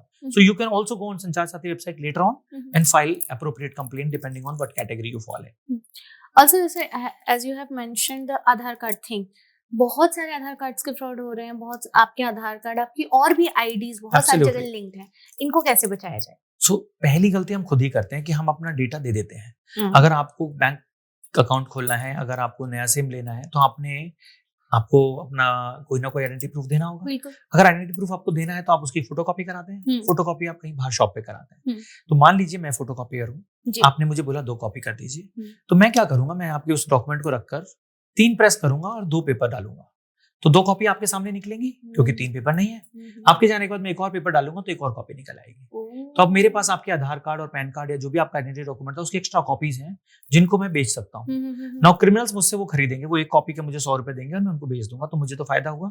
अब criminal उसको use करके SIM card भी लेंगे, bank account भी खोलेंगे, credit card भी issue कराएंगे. बहुत इंटरेस्टिंगली एक नई चीज हो रही है, आप अगर लोन लेने जाएंगे तो पता चलेगा आपके नाम पे तो ऑलरेडी लोन चल रहा है. आपका पैन कार्ड आधार कार्ड लेके मैंने एक 2 व्हीलर लोन ले लिया आपके नाम पर और फिर मैंने वो पे भी नहीं किया, आपका सिबिल स्कोर खराब हो गया है. तो ये बहुत मुश्किल है, बहुत मुश्किल से आप उसको ठीक करा पाएंगे. तो हमें क्या करना है, सोल्यूशन बहुत आसान है. पहली चीज, कोई भी डॉक्यूमेंट बाहर फोटोकॉपी ना कराएं, कोशिश करें स्कैन करके घर पे प्रिंट लें, अपने ऑफिस में प्रिंट लें, अपने घर पे प्रिंट लें. दूसरा ये कि जब भी आप ये डॉक्यूमेंट किसी को दे रहे हैं उसके ऊपर बड़ा बड़ा लिख दें किस लिए दिया गया है. अगर आपने अपने आधार कार्ड पे लिख दिया है कि only for the purpose of taking SIM from Jio, only for the purpose of opening bank account in SBI, उसको अगर आपने उस पर लिख दिया है तो उसको मिटाना मुश्किल है. उस आधार कार्ड को किसी और पर्पस के लिए यूज नहीं किया जा सकता. But then sir, as you have mentioned कि वो 3 दबा के 2 निकाल लेते हैं और एक बाद में निकाल तो आप फोटोकॉपी बाहर ना कराएं, वो तो मैंने पहले नंबर बताया. उन केस पे तो भी कुछ नहीं हो सकता. दूसरा ये कि आप अपने आधार और पैन की स्टेटमेंट हमेशा चेक करते रहें. In the sense, pan card आप अपनी सिबिल स्कोर चेक कीजिए, पता चलेगा कौन सा लोन आपके नाम पे चल रहा है. आप आधार कार्ड पे कितने बैंक अकाउंट या कितने पैन कार्ड है ये भी आप चेक कर सकते हैं. तो अगर आप विजिलेंट नहीं है, आप चेक नहीं कर रहे हैं अपने बारे में, तो लोग उसका मिसयूज करेंगे. आपको सजग रहना बहुत जरूरी है. इसके अलावा सर, ये तो डे टू डे लाइफ की हो गई है. अभी जो रिसेंटली बहुत सारी बड़ी बड़ी चीजें चल रही हैं आजकल, जो एयर ट्रैफिकिंग के टाइम पर जो GPS बूफिंग हो रही है, वो क्या चीज है? जब लोग एरोप्लेन्स को ही अगर गुमराह कर रहे हैं तो कैसे होगा? तो ये अभी रिसेंटली देखा है कि बहुत सारे होस्टाइल नेबर्स जो हमारे हैं वो क्या करते हैं, जब हमारा कोई भी फ्लाइट एयर स्पेस से जा रहा है तो वो GPS सिग्नल के सहारे अपने गंतव्य पे जा रहा है, अपने डेस्टिनेशन में जाने के लिए उसे GPS सिग्नल की जरूरत है.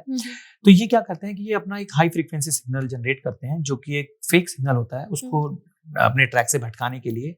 कभी कभी कुछ जगहों पर हमारा एक्चुअल GPS सिग्नल वीक होता है और ये वो जगह पर अपना स्ट्रॉन्ग सिग्नल जो कि गलत सिग्नल उसको एम्पलीफाई करके एयरक्राफ्ट तक पहुंचाते हैं ताकि वो अपनी दिशा भटक जाए. और ऐसा करके वो बहुत मुश्किल पैदा कर रहे हैं, क्योंकि इससे अगर वो सक्सेसफुल हो पाते हैं, जिसमें कभी कभी ऐसा हुआ है कि कुछ समय के लिए पायलट्स को लगा कि वही सिग्नल सही है और वो गलत दिशा में जाने लगे और उसको वार्निंग देकर वापस बुलाया गया, तो ये डेंजरस हो सकता है जो वहां पर लोग बैठे हुए हैं एयरक्राफ्ट के अंदर, और ऐसा सारे होस्टाइल नेबर्स करते हैं. तो इसका बहुत आसान तरीका यह है कि एक तो पायलट्स को ट्रेनिंग दी जा रही है कि कैसे वो फेक और असली सिग्नल को पता लगा पाएं. टेरेन जो हमें वहाँ कैमरा से दिखाई देता है कि हम कहाँ पर हैं, उसका एनालिसिस भी पायलट करते हैं. और आई थिंक ये एक बहुत इंपॉर्टेंट एरिया है जहाँ पर और रिसर्च करने की जरूरत है, ताकि हम ऐसे सोल्यूशंस बना सकें कि अगर कोई GPS स्पूफिंग की कोशिश कर रहा है तो हम उससे कैसे बचें, हमारे पायलट्स को हम कैसे ऐसे नए सोल्यूशंस दे पाएं हमारे एयरक्राफ्ट को बचाने के लिए, ताकि स्पूफिंग ना हो पाए और वो सही सिग्नल को प्राप्त कर सकें और अपने सही गंतव्य तक पहुंच सकें. सर, अगर हम कोई, जैसे हमारे फोन में लिंक्स आते हैं, कोई भी मैसेजेस आते हैं, जैसे आजकल बहुत ज्यादा स्कैम चल रहा है कि लोग कॉल करते हैं कि अरे बेटा मैं आपके पापा का फ्रेंड बोल रहा हूँ, आपको मैंने इतना इतना अमाउंट भेजा है, वो जस्ट आप मैसेज करते हैं और इसके बाद रिटर्न आपसे वो डबल भी ले लेते हैं, या कोई लिंक भी आ रही है उस लिंक को क्लिक करते हैं. तो इन चीजों से आप कैसे बचें? तो साइबर स्पेस में कोई भी लिंक आपको क्लिक नहीं करना है, लिंक पढ़ के आप अपने आप से टाइप करें, दैट इज पहला प्रिकॉशन। दूसरा है कि कोई भी आपको आपकी साइकोलॉजी को एक्सप्लॉइट करके आपको बोलता है कि बेटा पहचाना, अब मैं कौन बोल रहा हूँ, आपको बहुत पहले मिला था, आपके फादर ने मुझे बताया है, किसी ने भी बताया है, आपको ऐसी किसी भी बात पे विश्वास नहीं करना है। अगर आपके फादर ने किसी को आपका नंबर दिया तो पहले आपके फादर का फोन आने का इंतजार कीजिए। जब तक आप कंफर्म नहीं कर लेते खुद से कॉल करके, तब तक आप किसी भी बात पे विश्वास ना करें, क्योंकि कोई भी आज की डेट में किसी भी आवाज में आपकी सिंथेटिक आवाज आपकी और आपके रिलेटिव्स की बनाई जा सकती है। तो आपको खुद से करना है, खुद कॉल करके पूछें, कॉल आ रहा है तो उस पर विश्वास ना करें। एक और चीज है कि आंखों देखी और कानों सुनी, जिसपे हम विश्वास करते थे, जो कि हमें हमेशा से सिखाया गया है कि केवल अपनी आंखों देखी और कानों सुनी पे ही विश्वास करना चाहिए, आज के डिजिटल वर्ल्ड में वो भी सच नहीं है। सिंथेटिक और आर्टिफिशियल इंटेलिजेंस को यूज करके कोई भी चीज काउंटरफीट और फेक बनाई जा सकती है। तो आंखों देखी और कानों सुनी वीडियो, डॉक्यूमेंट्स, इमेजेस पे हम विश्वास नहीं कर सकते। हमें हर चीज को with a pinch of salt लेना है, हमें अपना दिमाग लगाना है, देखना है कि क्या ये सही होगा, क्या ये काउंटरफीट तो नहीं है। और अगर हमें डाउट हो तो हमें सोर्स से खुद से कॉल करके पता करना चाहिए। Can someone hack your phone by just dialing you and calling you? बहुत ज्यादा केसेस में आपकी कुछ मदद लगेगी कि आपने कुछ ना कुछ उसको हेल्प किया बाय क्लिकिंग ए लिंक और by allowing to call forward और बाय डूइंग समथिंग, बट कुछ जीरो डे अटैक ऐसे हो सकते हैं जिसमें कि खाली कॉल करके भी आपका फोन हैक हो सकता है, पर वो बहुत ही रेयर है, बहुत ही कॉस्टली मेथड्स होते हैं और वो शायद आम जनता के लिए उपयोग में नहीं आते हैं। जैसे ये जॉब स्कैमिंग और मार्केटिंग के जिस तरीके के फ्रॉड्स आते हैं कि आपको ये जॉब मिल रही है, वो ये किस हद तक सक्सेसफुल हैं और इनसे कैसे बचा जाए? तो आज की डेट में आप देख रहे हैं कि जो साइबर क्राइम हो रहा है, बहुत सारे साइबर क्राइम भारतीय ही कर रहे हैं। वो भारतीय क्यों कर रहे हैं? वो भारतीय एक्चुअली में क्राइम नहीं करना चाहते। होता यह है कि आपको एक ऑफर आता है कि आपको हम मलेशिया में जॉब दे रहे हैं और बहुत ही लुभावना ऑफर होगा, तो आपको पासपोर्ट वीजा के साथ वहां बुलाया जाता है, वहां से आपका पासपोर्ट आपसे ले लिया जाता है और आपको कहीं पड़ोस की एक ऐसी कंट्री में जहां पे आपका वीजा वैलिड नहीं हो, ले जाकर एक फार्म हाउस पे बंद कर दिया जाता है। और फिर क्योंकि आपके पास वीजा नहीं है, पासपोर्ट नहीं है और आपको नहीं पता आप कहाँ पर हैं, आपको एक्सप्लॉइट किया जाता है कि आप हर दिन 100 फ्रॉड कीजिए भारत में वहां के नंबर्स को यूज करके। और वो लोग क्योंकि भारतीय हैं, उनकी एक्सेंट मिलती है, उनको तरीका पता है, उनको एक्सप्लॉइट करके वो क्राइम उनसे करवाया जा रहा है। तो इसका सबसे आसान तरीका ये है कि जब भी आपको कोई जॉब ऑफर मिले जो आउटसाइड इंडिया है, बहुत सोच समझकर वेरीफाई कर बहुत सारे लीगल तरीके हैं, भारत सरकार के बहुत सारे ऐसे तरीके हैं जिनसे आप वेरीफाई कर सकते हैं। जब तक हम 100% श्योर नहीं है, तब तक आपको कोई भी ऐसी जॉब जो इंडिया के बाहर है वो लेनी नहीं चाहिए।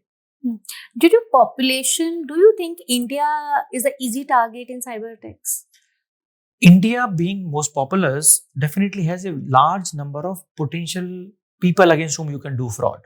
Yeah. So most number of new techniques are tried and tested in India. Yeah. But then, we have even bigger opportunity to stop and save these people from frauds. So I will say for the youngsters of today, this is a gold mine of opportunity. You have careers which you can make in your cyberspace as cyber lawyers, cyber engineers, cybersecurity professionals, digital forensic professionals, and even judges, because next generation of judges requires knowledge of cyberspace, because we have IT Act, we now have Data Protection Act which is coming up. So very, very big opportunity on the right side of the law also exists. How to spot a deepfake video in 30 seconds?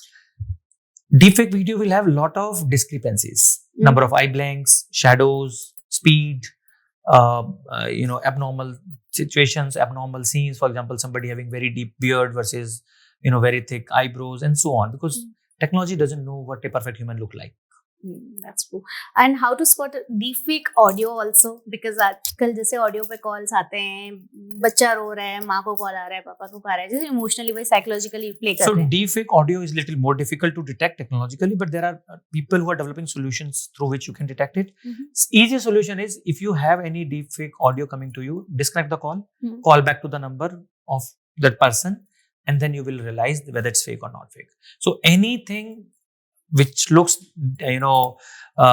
somebody calling you in difficult situation or somebody calling in distress, don't believe it until you call back yourself. Social media पे भी sir आजकल बहुत ज्यादा crime बढ़ता जा रहा है. Cyber crime में आए दिन हर दूसरे बंदे का अकाउंट दूसरा बन रहा है, हैक हो रहा है, सारी चीजें हो रही है. इवन मेरा बना हुआ है कई बार ऐसा. मतलब मुझे लगता है इनिशियली तो हम लोग बहुत ज्यादा घबरा जाते थे कि ओ माय गॉड हमारा अकाउंट हैक हो गया है, लोग पता नहीं क्या मैसेज करें. अब तो we are like used to it. Okay ठीक है, हमने 10 लोगों को मैसेज भेज दिया कि यार प्लीज रिपोर्ट कर दो.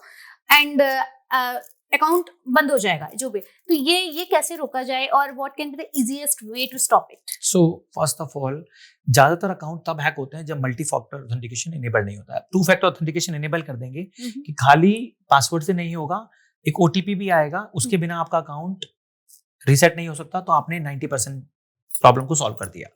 बाकी बचे हुए सर्कमस्टांसेस में अगर वो भी हैक हो जाता है तो आप इमीडिएटली ग्रीवांस ऑफिसर, हर कंपनी को मैंडेटरी किया गया है भारत सरकार के द्वारा कि एक ग्रीवांस ऑफिसर इंडिया में हो, ग्रीवांस ऑफिसर की ईमेल आईडी और फोन नंबर डिस्प्ले किया जाए, आप वहां पर कंप्लेंट डालें, उनको इमीडिएटली एक्शन लेना होगा।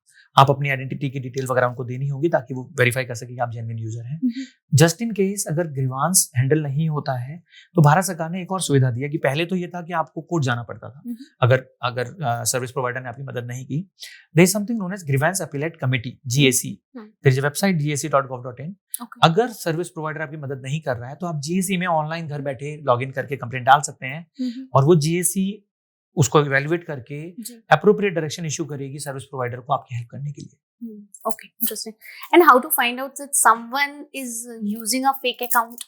Because कई बार ऐसा होता है एंड उससे सिर्फ अकाउंट हैक करने का प्रॉब्लम नहीं होता है, बट देन बहुत सारे अदर क्राइम्स की जो चेन जो चेन होती है वो बढ़ती जाती है। स्पेशली फीमेल्स के लिए भी होता है, मेल्स के लिए भी होता है, और हमने बहुत सारे केसेस ऐसे देखे हैं। तो इम्पर्सोनेशन एक बहुत मुश्किल समस्या है। इसका सबसे आसान तरीका मेरे हिसाब से है कि आप कोई भी डॉक्यूमेंट या इमेज अपनी डाल रहे हैं उसे कुछ ना कुछ सिक्योरिटी फीचर लाइक वाटरमार्क के साथ डालें ताकि अगर उसको कोई मिसयूज कर रहा है तो पता चल जाए। दूसरा ये है कि आपको डेफिनेटली वॉच रखनी होगी कि आपके फोटोज को लेके कोई अकाउंट बना तो नहीं है, क्योंकि आप उसे जैसे ही रिपोर्ट करेंगे service provider has to take it down. तो ये मुश्किल नहीं है, हमें केवल मेहनत करके सजग रह के रिपोर्टिंग पे ध्यान देना है। तो अगर आप इन्फ्लुएंसर हैं और आपको एक जब भी आप अपनी टीम हायर कर रहे हैं तो आपको एक व्यक्ति को हायर करना होगा जिसका काम ही होगा ये कि वो आपके फेक अकाउंट को ढूंढे और उसको रिपोर्ट करे। सर, अकाउंट सेफ्टी के लिए क्या क्या सेटिंग्स होनी चाहिए? सोशल मीडिया अकाउंट के लिए भी, व्हाट्सएप के लिए भी, हम फोन में क्या क्या सेटिंग्स ऑन करें? तो हमारे ज्यादातर सोशल मीडिया अकाउंट जैसे कि जीमेल है या आपका ट्विटर है, इन सब पे आपका अकाउंट गलती से कोई टेक ओवर कर लेता है तो आप उसमें एक्सेस नहीं कर पाते हैं, वो आपको बाहर कर देता है, वो आपका password, user name, phone number सब बदल देता है। तो इस सब से बचने के लिए आपको एक प्रोएक्टिव स्टेप के बारे में पता होना चाहिए। ये सब सर्विस प्रोवाइडर आपको एक ऑफलाइन कोड डाउनलोड करने की सुविधा देते हैं। आप अगर सिक्योरिटी सेटिंग्स में जाएंगे और ऑफलाइन कोड्स या बैकअप कोड्स बोलते हैं जिनको आप डाउनलोड कर लेंगे, तो ये 12 से 16 डिजिट का एक कोड होता है और 12 से 16 कोड वो आपको डाउनलोड करने देते हैं। आप उसे प्रिंट करके रख लीजिए। शुरुआत में अभी आज स्टॉक के बाद भी आप कर सकते हैं। तो आपके पास अगर वो कोड्स हैं तो अगर आपका अकाउंट टेक ओवर कर लिया गया है तो भी आप इनको यूज करके लॉग इन कर सकते हैं। ये कोड, हर कोड एक बार काम करता है। आपके पास अगर 16 कोड है तो आप 16 बार लॉग इन कर सकते हैं और अपने अकाउंट को वापस पा सकते हैं। तो ये आपको करके प्रिंट करके रख लेना चाहिए। बट देन सर, ये तो जिस बंदे ने हैक किया है वो भी कर सकता है? वो कर सकता है। वो नए कोड, आपके कोड जो आपने डाउनलोड किए हैं वो चेंज नहीं किए जा सकते, उन्हें डिसेबल भी नहीं किया जा सकता। वो भी कोड डाउनलोड कर सकता है। That can also work. And अगर वो बंदा भी डाउनलोड करके कर रहा है तो वो भी वर्क कर सकता है। पर आप अपने अकाउंट का एक्सेस पाने के बाद आप कुछ डिलीट कर सकते हैं, डाउनलोड कर सकते हैं, पासवर्ड बदल सकते हैं। तो ये सब चीजें कर सकते हैं। पहली कोशिश आपकी होनी चाहिए कि आप कैसे अकाउंट का एक्सेस वापस पाएं। तो उसके लिए आपको पहले से ही अपने बैकअप और ऑफलाइन कोड्स को डाउनलोड करके रखना होगा। Interesting. So, are there any specific settings which everyone should on their phones? So, as I told, आपको मल्टी फैक्टर ऑथेंटिकेशन या टू फैक्टर ऑथेंटिकेशन तो इनेबल करना ही है जी। आपको उसमें ये भी देखना है कि आपके बारे में जो भी इंफॉर्मेशन है वो वाटरमार्क्ड है कि नहीं। आपके बारे में जो इंफॉर्मेशन है वो केवल पब्लिक के लिए उतना ही हो जितना पब्लिक के लिए होना चाहिए। तो बहुत सारी आज की डेट में नई नई सेटिंग्स सर्विस प्रोवाइडर भी डालते रहते हैं। आपको उनको एक्सप्लोर करना है कि आपके कंटेक्स्ट में क्या आपके लिए यूजफुल है।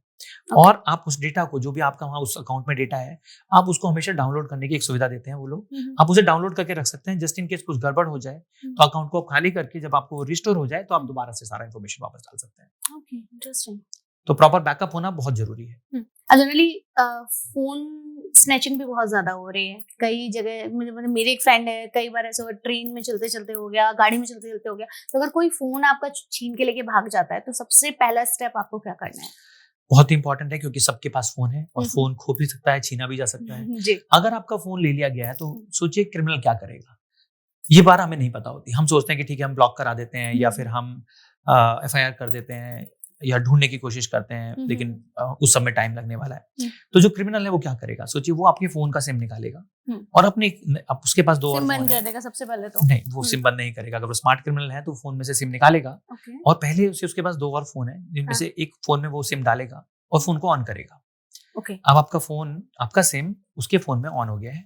अब उस ना फोन से, क्योंकि आपका फोन तो लॉक था, वो उससे तो कॉल नहीं कर सकता था, उसने अपने फोन से आपका सिम डाल के अपने ही एक नंबर पे कॉल किया ताकि आपका नंबर जान सके। अब वो आपका नंबर जानता है और एक फोन है जहां पर आपका सिम डला हुआ है, उसमें वो व्हाट्सएप इंस्टॉल करेगा, आपका नंबर डालेगा और 1-2 सेकंड के अंदर जो ओटीपी आएगा उससे आपका व्हाट्सएप वहां चलने लगेगा। अगले ही पल वो एक मैसेज डालेगा स्टेटस में कि इनका एक्सीडेंट हो गया है, और कहीं दूर की लोकेशन डालेगा कि वहां पर हॉस्पिटल में भर्ती हैं, और एक नंबर डालेगा कि ये पेटीएम नंबर डॉक्टर का और हॉस्पिटल का है, सर्जरी होनी है, अगर आपने पैसे तुरंत ट्रांसफर नहीं किए तो सर्जरी नहीं हो पाएगी। ये स्टेटस मैसेज डालने के बाद वो सिम निकालेगा और फिर उसे फेंक देगा। अब लोग आपको कांटेक्ट करेंगे, सिम बंद है क्योंकि वो हट चुका है। और एक और नंबर है जिसपे वो फोन करेंगे, बोलेंगे हाँ ऐसा व्यक्ति हमारे पास आया है, एक्सीडेंट हुआ है, और पैसे तुरंत भेजो नहीं तो उसका कुछ भी हो सकता है। बहुत सारे well wishers, family members will start transferring money. इसका सिंपल सोल्यूशन है कि सिम पर भी आप एक लॉक लगा सकते हैं। आपके फोन में एक सेटिंग है, अगर आप उस सेटिंग में जाते हैं सिम लॉक लगाने के लिए, सिम पिन लगाने के लिए, तो बाय डिफॉल्ट भारतीय एयरटेल का 000 4 टाइम्स 0 पिन होता है, जियो में आई थिंक 1 2 3 4 होता है, और अगर नहीं भी है तो आप उनसे पता कर सकते हैं सर्विस प्रोवाइडर से। तो आप वो 4 डिजिट का पिन डिफॉल्ट वाला डाल के एक नया पिन अपना डाल दें, तो क्या होगा, जब भी आपका फोन में से सिम निकाला जाएगा और दूसरे फोन में डाला जाएगा तो पहले 4 डिजिट का पिन मांगेगा, आपका सिम यूज ही नहीं किया जा सकता। तो आपने उससे सिम के मिसयूज को रिस्ट्रिक्ट कर दिया। And I have heard something कि जब कोई फोन लेके आपको भाग जाता है तो उस दौरान भी, जब तक वो फोन स्विच ऑफ करेगा, उस दौरान भी कोई एक ऐसी सेटिंग है जो ऑन कर दी जाए अगर, तो वो आपका फोन सिम निकाल के स्विच ऑफ ही नहीं कर सकता है। राइट। सो स्विच ऑफ ना हो पाए इसके लिए हर फोन में एक सेटिंग होती है जो कि आप ढूंढ सकते हैं बहुत इजीली। वो करने का फायदा ये है कि वो फोन को स्विच ऑफ नहीं कर पाएगा, पर लेकिन फिजिकल सिम तो निकाला जा सकता है जी। तो वो ज्यादा डेंजरस है। आपको अपने सिम की सिक्योरिटी के लिए सिम लॉक लगाना बहुत जरूरी है, और साथ के साथ आप उस फोन को ऑफ ना कर पाए वो वाली सेटिंग भी करें। Okay, and how we can do that? I think for each model it is different. You can easily search it on Google. Sir एक और आजकल फेक फ्रॉड चल रहा है कि चलिए हम तो गलती से अगर किसी के अपने अकाउंट के पैसे किसी को दे दें तो वो बात अलग है, बट अगर हमारे अकाउंट में पैसे आ जाएं तो क्या करें? तो आजकल क्रिमिनल्स बहुत स्मार्ट हैं जी। वो क्या करते हैं कि किसी से फ्रॉड करते हैं और वो पैसा आपके अकाउंट में भेज देते हैं। हाँ। और आपको फोन करके बोलते हैं मैंने गलती से भेज दिया, आप मुझे कैश दे दीजिए। हाँ। अगर आप वो कैश निकाल के उसे दे देते हैं तो जब कंप्लेन होगी, जब जिसके पैसे गए हैं वो कंप्लेन करेगा तो वो आपकी कंप्लेन करेगा, और ये दलील कि आपने वो पैसे किसी को कैश दे दिए नहीं चलेगी। ये माना जाएगा कि फ्रॉड आपने किया था, आपके पास पैसे आए और आपने उसे खर्च कर दिया। तो अगर आपके अकाउंट में पैसे आ जाएं तो कभी भी आपको उसको वापस नहीं देना है किसी को। अगर किसी के गलत, आप कोई कह रहा है कि मेरे गलती से आ गए, तो आप उसको बोलो बैंक से कह के वापस वो रिवर्स करा ले। आपको एक ही काम करना है, वो ये है, बैंक को, जो भी आपका खुद का बैंक है, उसको या तो आप ईमेल लिखें या एक लेटर लिखें, एक एप्लीकेशन लिखें और बैंक को फिजिकल कॉपी में रिसीविंग के साथ ले लें कि ये पैसे मुझे नहीं पता कहाँ से आए हैं, अगर ये किसी वजह से डिस्प्यूटेड है तो मैं वापस कर दूंगा, लेकिन आपको कुछ और एक्शन नहीं लेना है। हो सकता है वो पैसे आपके लिए आए, आपको नहीं पता है, तो आप वापस भी नहीं करेंगे। बैंक को अगर करना होगा तो रिवर्स कर लेगा, नहीं तो आपका अकाउंट आपके पैसों के साथ फ्रीज हो जाएगा। तो आपके खुद के हार्ड एंड मनी भी फ्रीज हो जाएगी, जिसको आप बहुत मेहनत करके भी बहुत समय तक अनफ्रीज नहीं करा पाएंगे। तो सबसे सिंपल सोल्यूशन है कि बैंक को लिखें और बोलें कि जरूरत पड़ने पर ये पैसे मैं वापस देने को तैयार हूं, जो कि बैंक खुद से निकालेगा, आप नहीं देंगे। So there are also one more frauds going on जो हमें जनरली पता नहीं होता है, जो हमारे empty boxes होते हैं, पैकेजेस आते हैं, तो उनके साथ हमें ऐसा क्या करना चाहिए? बिकॉज इतने सारे ऑर्डर्स हैं, अगर मान लीजिए 10-12 ऑर्डर्स आए हैं तो आप कैसे करें और उसे कैसे लोग फ्रॉड कर रहे हैं? तो जो भी आपके पार्सल्स आते हैं, जो अमेजोन से लेके स्विगी और जोमेटो तक, उन सब की जो आउटर बॉक्स है उसमें बहुत सारा आपका पर्सनल इन्फॉर्मेशन होता है जी। आपका एड्रेस होता है, आपके बारे में आपका फोन नंबर होता है और बहुत सारी इंपॉर्टेंट डिटेल्स होती हैं। तो इसको अगर आप ऐसे ही फेंक देते हैं तो बहुत सारे मिसयूज पॉसिबल है। तो आपका पर्सनल डिटेल वो जान जाएंगे, उससे फ्रॉड करेंगे। दूसरा है कि उसी में कुछ ऐसी चीज जो कि काम की नहीं है, कोई एक पत्थर या कोई भारी चीज रख के बंद करके, जब आप नहीं है आपके घर वालों को बोलेंगे कि आपका कैश ऑन डिलीवरी ऑर्डर है, और वो कैश लेके आपके बॉक्स में, क्योंकि सब कुछ जेन्युइन दिखाई देता है, वो आपके घर वालों को दे जाएंगे। लेकिन आप सभी बॉक्सेस पे बैठ के कट तो लगा नहीं सकते, सब कुछ डिलीट तो कर नहीं सकते, फाड़ तो सकते नहीं, क्योंकि इतने सारे जगह पर प्रिंटिंग होती है, इतनी सारी जगह पर कुछ कुछ लिखा होता है। तो सोल्यूशन मैंने जो निकाला है वो बहुत आसान है कि एक बकेट ऑफ वाटर रखिए और उस बॉक्स को फेंकने से पहले उसको पानी में डुबो के आप उसे फेंक दीजिए, क्योंकि वो सॉगी और मैसी हो जाएगा। आउट ऑफ इतने सारे बॉक्स जो लोग दूसरे फेंक रहे हैं, क्रिमिनल को कोई इंटरेस्ट नहीं है आपके उस सॉगी और मैसी बॉक्स को छेड़ने में। तो आपको ये डिफिकल्ट बनाना है क्रिमिनल के लिए, ताकि वो आपकी इन्फॉर्मेशन ना निकाल पाए, और इससे आप अपने आप को बचा पाएंगे। इसके अलावा सर, अगर बहुत सारे अननोन नंबर से हमारे पास कॉल्स आते हैं, वो तो कई जो हमारे टेली पार्टनर्स हैं वो तो हम बता देते हैं कि दिस इज स्पैम कॉल और समथिंग लो, बट व्हाट्सएप पे अगर कोई हमें कॉल कर रहा है, वीडियो कॉल कर रहा है, वॉइस कॉल कर रहा है, तो क्या करना चाहिए? सो अगर व्हाट्सएप पे आपको वीडियो कॉल आ रहा है जी, तो आप कहेंगे कि ले लें या ना लें, दोनों ही गलत जवाब है। ओके, क्योंकि अगर आप नहीं लेते हैं, हो सकता है वो जेन्युइन हो, जी, और अगर आप ले लेते हैं तो रिस्क है कि वो आपकी रिकॉर्डिंग करके कुछ ऑब्जेक्शनबल पोजीशन में सामने कोई व्यक्ति हो और आपको ब्लैकमेल करने की कोशिश करे। तो मेरा आंसर ये है कि आप, जैसे कि अगर मुझे अननोन वीडियो कॉल आ रहा है जी, तो मैं हमेशा लेता हूं, लेकिन इस तरह से। तो मैंने अपनी फिंगर टिप अपने कैमरा के फ्रंट कैमरा पे रख दी है। अब मुझे सामने वाला व्यक्ति दिखाई दे रहा है, मैं उसको नहीं दिखाई दे रहा हूँ। अगर सामने वाला व्यक्ति नोन है और कॉल सेफ है तो मैं अपना फिंगर टिप हटा लूंगा, अदरवाइज मैं वो फिंगर टिप नहीं हटाऊंगा और मैं अब दूसरे हाथ से उस फोन को डिस्कनेक्ट कर दूंगा। तो हमें अननोन नंबर से कॉल ऑलवेज नहीं लेना है, ये सही नहीं है। हमें अपनी क्रिएटिविटी, जैसे क्रिमिनल्स लगाते हैं, हमें भी लगानी है, जी। और उस क्रिएटिविटी को यूज करते हुए हमें देखना है कि हम कैसे कॉल भी ले लें और हमारा मिसयूज भी ना पॉसिबल। सर जैसे हमने पहले भी बात करी कि हमारे बहुत सारे आईडीज हैं, आधार कार्ड्स हैं, यहाँ वहाँ बटे हुए होते हैं, उससे बहुत ज़्यादा फ्रॉड्स होते हैं। तो कोई ऐसा तरीका है जिससे हम उससे बच सके? देखिए, हमें आधार कार्ड बहुत जगह पर, हम होटल में चेक इन कर रहे हैं, हमें सिम कार्ड लेना है, हमें बहुत जगह पर देना होता है। तो एक तो उसके ऊपर लिखें वो किस पर्पज के लिए दे रहे हैं। दूसरा है कि मास्क आधार भी है, गवर्नमेंट ऑफ इंडिया ने एक सुविधा दी है कि आप आधार UIDAI की वेबसाइट पे जाकर एक मास्क आधार डाउनलोड कर सकते हैं, जहाँ पर कुछ डिजिट मास्क हैं। तो उससे उसका मिसयूज बहुत हद तक पॉसिबल नहीं है, क्योंकि उसमें कुछ डेटा अवेलेबल ही नहीं है। And it is a valid document, every hotel और anywhere else where you have to avail Aadhaar services, you can use this. तो उसमें बेसिकली जो लास्ट के 4 डिजिट्स होते हैं, पहले और लास्ट के 4 डिजिट होते हैं, बीच के गायब होते हैं। Okay, very interesting, very interesting. Sir कोई और इंटरेस्टिंग फ्रॉड? एक बहुत इंटरेस्टिंग फ्रॉड आजकल मैं देख रहा हूँ, क्योंकि जैसे कि आप रोड पे गाड़ी चला रहे हैं जी, तो आप गाड़ी चला रहे होंगे कहीं भीड़ भाड़ वाली जगह पर, जहाँ पर गाड़ी तेज नहीं चल रही है, कहीं सिग्नल के आसपास, आप देखेंगे कि अचानक से आपकी गाड़ी का पहिया किसी भारी चीज के ऊपर, किसी चीज के ऊपर से गया, और आप देखेंगे कि किसी व्यक्ति ने अचानक से चिल्लाना शुरू कर दिया और वो बोल रहा है कि आपने गाड़ी मेरे पाँव पे चढ़ा दी। तो वो आपको बोलेगा कि आप पुलिस स्टेशन चलिए या मुझे हॉस्पिटल ले चलिए, और आपकी गाड़ी में बैठ जाएगा, और थोड़ी दूर के बाद आपको बोलेगा कहीं अगर आपको काम से जाना है तो आप एक काम कीजिए, मुझे पैसे दीजिए, मैं जाके खुद ट्रीटमेंट करा लूंगा, मेरे को फ्रैक्चर हो गया है तो आप मुझे 10-15 हज़ार रुपए दे दीजिए। इस तरह से वो आपको इंटीमेट करेगा। तो एक्चुअली में वो एक बहुत ही स्पेशली डिजाइन बूट पहने हुए है, एक ऐसा शूज जो मिलिट्री शूज की तरह होता है, जो अगर कार का पहिया चढ़ जाए तो भी पाँव के अंदर कुछ नहीं होता है, ऐसा उसने शू बनाया हुआ है। वो चाहता है कि आपको लगे कि आपका कार का पहिया किसी चीज पे चढ़ा, और फिर वो आपको साइकोलॉजिकली ब्लैकमेल करने की कोशिश करेगा और आपसे पैसे एक्सट्रैक्ट करेगा। किसी भी केस में अगर आप ड्राइव कर रहे हैं और कोई भी चीज बाहर हो जाती है, जिसको आपको कोई कहता है कि आप अपनी गाड़ी का दरवाजा खोलिए या शीशा खोलिए, आप ना खोलें।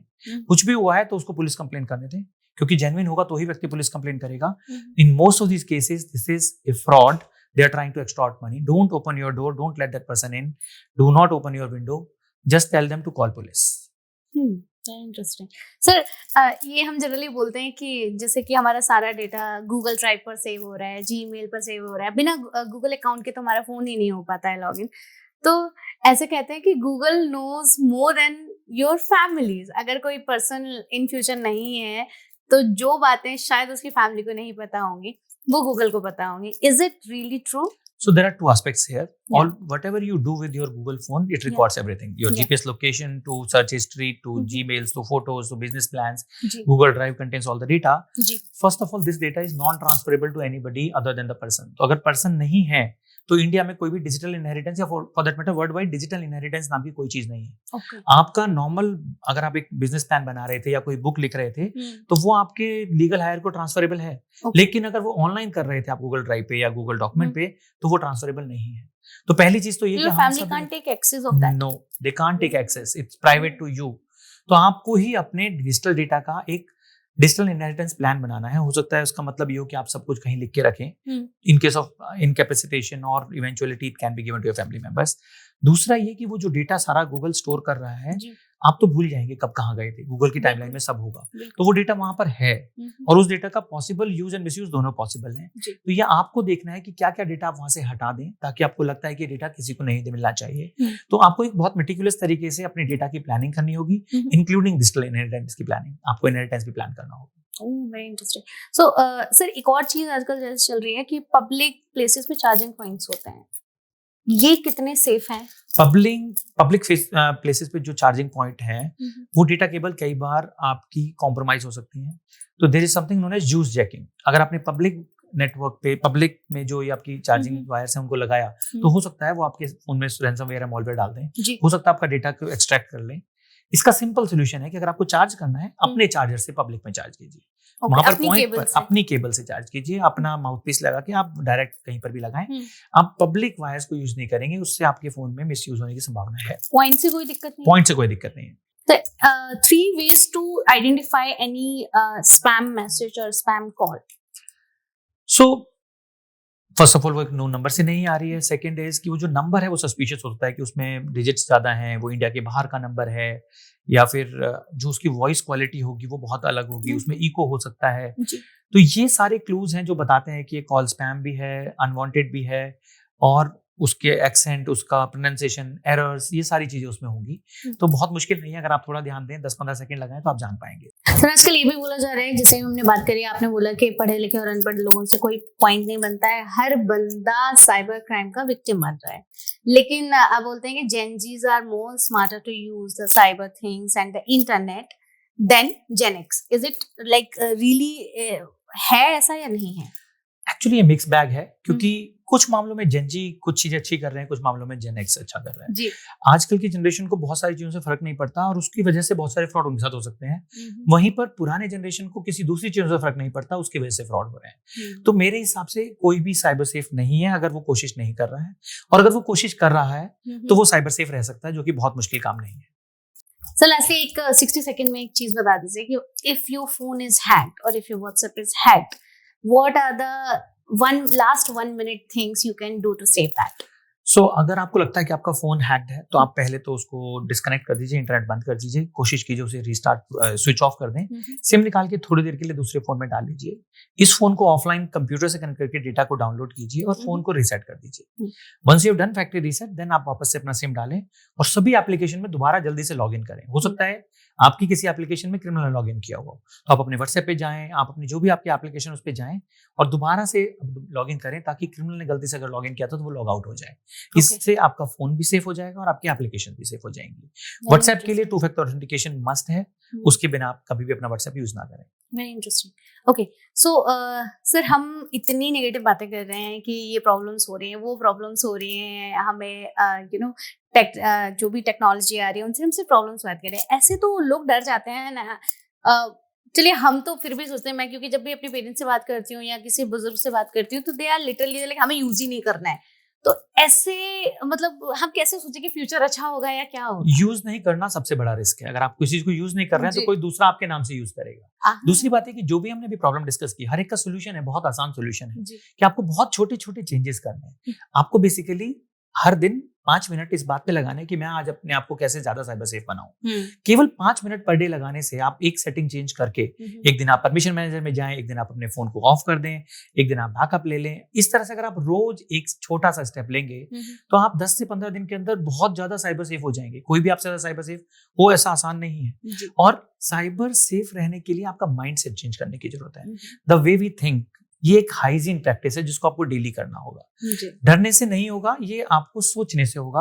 आपको मानना होगा कि आपको अपने साइबर एसेट्स का कंट्रोल अपने हाथ में लेना है, और उसकी वजह से जब आप साइबर एसेट्स का कंट्रोल अपने हाथ में लेंगे और थोड़ा सोचेंगे, थोड़ा बात करेंगे, थोड़ा लोगों को बताएंगे, आप साइबर से बहुत आसानी से हो जाएंगे। सर एक और चीज, जैसे हम लोग समझते हैं ना कि अननोन नंबर से कॉल आता है तो we are like Truecaller पे देख लेते हैं कि सही है या नहीं है।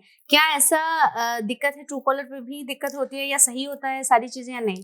ट्रू कॉलर से 2 प्रॉब्लम्स हैं। एक तो ट्रू कॉलर आपका सारा डेटा लेके जाता है, किसका नाम और किसका नंबर क्या है, वो सारी मैपिंग ट्रू कॉलर आपसे डाउनलोड कर लेता है। सबसे पहले वो यही राइट मांगता है। दूसरा ये कि अगर मैं क्रिमिनल हूं, मैंने एक नंबर लिया और मैंने अपने 10 दोस्तों को वो नंबर दिल्ली पुलिस कमिश्नर के नाम से सेव करने को बोला, ट्रू कॉलर है उन सबके फोन में, तो जब मैं उस नंबर से आपको कॉल करूंगा तो आपको ट्रू कॉलर बोलेगा दिल्ली पुलिस कमिश्नर कॉलिंग। तो आपको लगेगा कि वो आपको फोन करके बोलेंगे कि आपके अगेंस्ट केस है, आप 10,000 रुपए दीजिए वरना आपका केस आगे बढ़ा दिया जाएगा।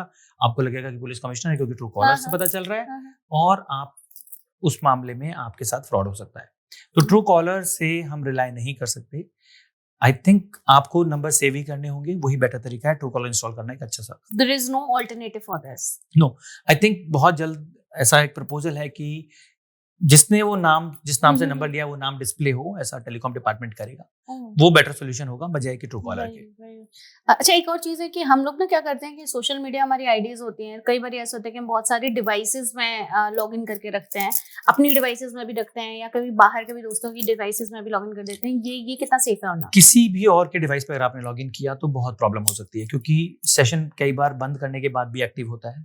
कुकीज के यूज करके अगर उसने कुछ सेटिंग्स की हुई हैं तो वो फोन आपके सामने बंद कर देगा, लेकिन बाद में भी कुछ घंटे बाद भी आपकी आईडी वहां पर एक्टिव रह सकती है और उसका मिसयूज पॉसिबल है। तो कोई भी आपकी आईडी आप अपने डिवाइस के अलावा कहीं यूज नहीं करें, यही इसका एकमात्र सोल्यूशन है। अगर हम पासवर्ड भी सेव नहीं भी कर रहे तो हैं भी तो वो safe सेशन एक्टिव होता है। जैसे कि अगर आपने किसी कंप्यूटर पे गूगल मेल खोला और आपने उसमें ब्राउजर बंद कर दिया, पावर चला गया, सब बंद हो गया, 2 घंटे बाद भी कोई अगर उस पर जीमेल लिखेगा तो वो आपके ही अकाउंट में लॉग इन हो जाएगा। सेशन एक्टिव रहता है बहुत लंबे समय के लिए अगर ऐसी सेटिंग की गई है तो अपने डिवाइस के अलावा कभी भी आप कहीं और लॉग इन ना करें। सिंस सर हम बहुत ज़्यादा स्मार्ट होते जा रहे हैं, हमारे घर के आधे से ज़्यादा इलेक्ट्रॉनिक्स जो इक्विपमेंट्स हैं वो भी स्मार्ट होते हैं, स्मार्ट बल्ब है, स्मार्ट फैन है, एसी है और फ्रिज है, तो कई बार ऐसा भी होता है कि लोग उसके थ्रू भी क्या आपको हैक कर सकते हैं? तो ये सारे डिवाइसेस क्या होता है आपके नेटवर्क में, यानी कि इनमें आपके वाईफाई राउटर का यूजर नेम और पासवर्ड है, तभी तो वो आपके फोन से कनेक्ट हो पा रहे हैं।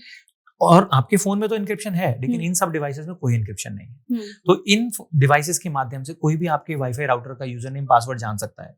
बल्ब अगर फ्यूज हो गया और आपने फेंक दिया तो मैं उसके वाईफाई मॉड्यूल से यूजर नेम और पासवर्ड निकालूंगा और फिर मैं आपके घर के पास, अपार्टमेंट के पास गाड़ी लेकर आऊंगा 100 मीटर की दूरी पर, आपका सिग्नल तो बाहर भी आ रहा है, उस सिग्नल से मैं कनेक्ट करके आपके राउटर से कनेक्ट करके अगर मैं कुछ भी करता हूँ तो उस केस में इन्वेस्टिगेटिव एजेंसीज को आपका आईपी एड्रेस मिलेगा, वो आपसे आगे पूछताछ करेंगे, आपका हैरेसमेंट होगा। तो हमें अपने जितने भी ये डिवाइसेज हैं इसमें जो भी हमारे वाईफाई राउटर का यूजर नेम और पासवर्ड है उसको जल्दी जल्दी बदलते रहना चाहिए। अगर वो खराब हो जाए, किसी को एक्सेस दिया जाए तो भी हमें उसका यूजर नेम पासवर्ड बदलना चाहिए। Okay, interesting. तो सर बहुत सारी मतलब हमने बातें कर ली हैं साइबर सिक्योरिटी को लेकर, मुझे लगता है कि दिस टॉपिक इज एंडलेस। इस टॉपिक की कोई लिमिट नहीं है, हम बहुत सारे डिस्कशन करेंगे may be in the next podcast अगर हम कभी करेंगे तो। एंड आपकी एक बुक आई हुई थी साइबर अनसेफ, इसके अलावा क्या प्लानिंग्स हैं, कुछ और किताबें आ रही हैं क्या? मतलब हम एक्सपेक्ट कर सकते हैं उन बुक्स में क्या होगा? सो साइबर अनसेफ एक एक्सीडेंटल इंसिडेंस था कि मेरे कुछ दोस्तों के साथ फ्रॉड हुआ और मुझे लगा कि चलो इसके बारे में लिखना चाहिए। I never expected the response I got tremendous response. This book is now almost 4 year old. Now there is high time that next version of this Cyber Unsafe comes. So I'm working on Cyber Unsafe too. And there are a few more books which I'm working on in various areas of digital forensics and how psychology of criminals and humans are being used and what can be done about it. Other than that, I work with a lot of students for research where I mentor them, I help them in doing their masters and PhDs and internships, where we take real world problems and develop very interesting, very easy solutions.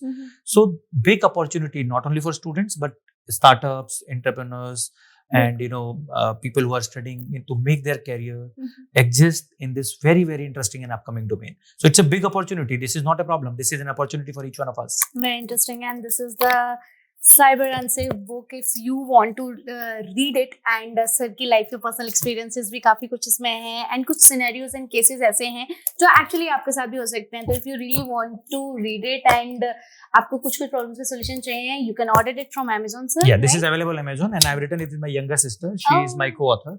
She has done lot of work on psychology. And Garima Gupta. Yeah. So thank you so much, sir. And hopefully हम next time मिलें और बहुत सारे ऐसे ही myths पर बातें करें कि किस किस तरीके की चीजें चल रही हैं, क्या सही है, क्या गलत है और कैसे कैसे आपको अपनी लाइफ को साइबर क्राइम से बचा के रखना है, अपनी डे टू डे लाइफ को। बट एक चीज आपने बहुत अच्छी बताई है आज के कॉन्वर्सेशन में कि दिस थिंग जो फोन क्लीन करना है एंड फोन की सेटिंग्स को चेंज करना है, this has to be a hygienic ritual for each one of us and monthly नहीं तो एटलीस्ट आप क्वार्टरली ये चीजें कर सकते हैं। जितना जल्दी करेंगे उतना अच्छा होगा।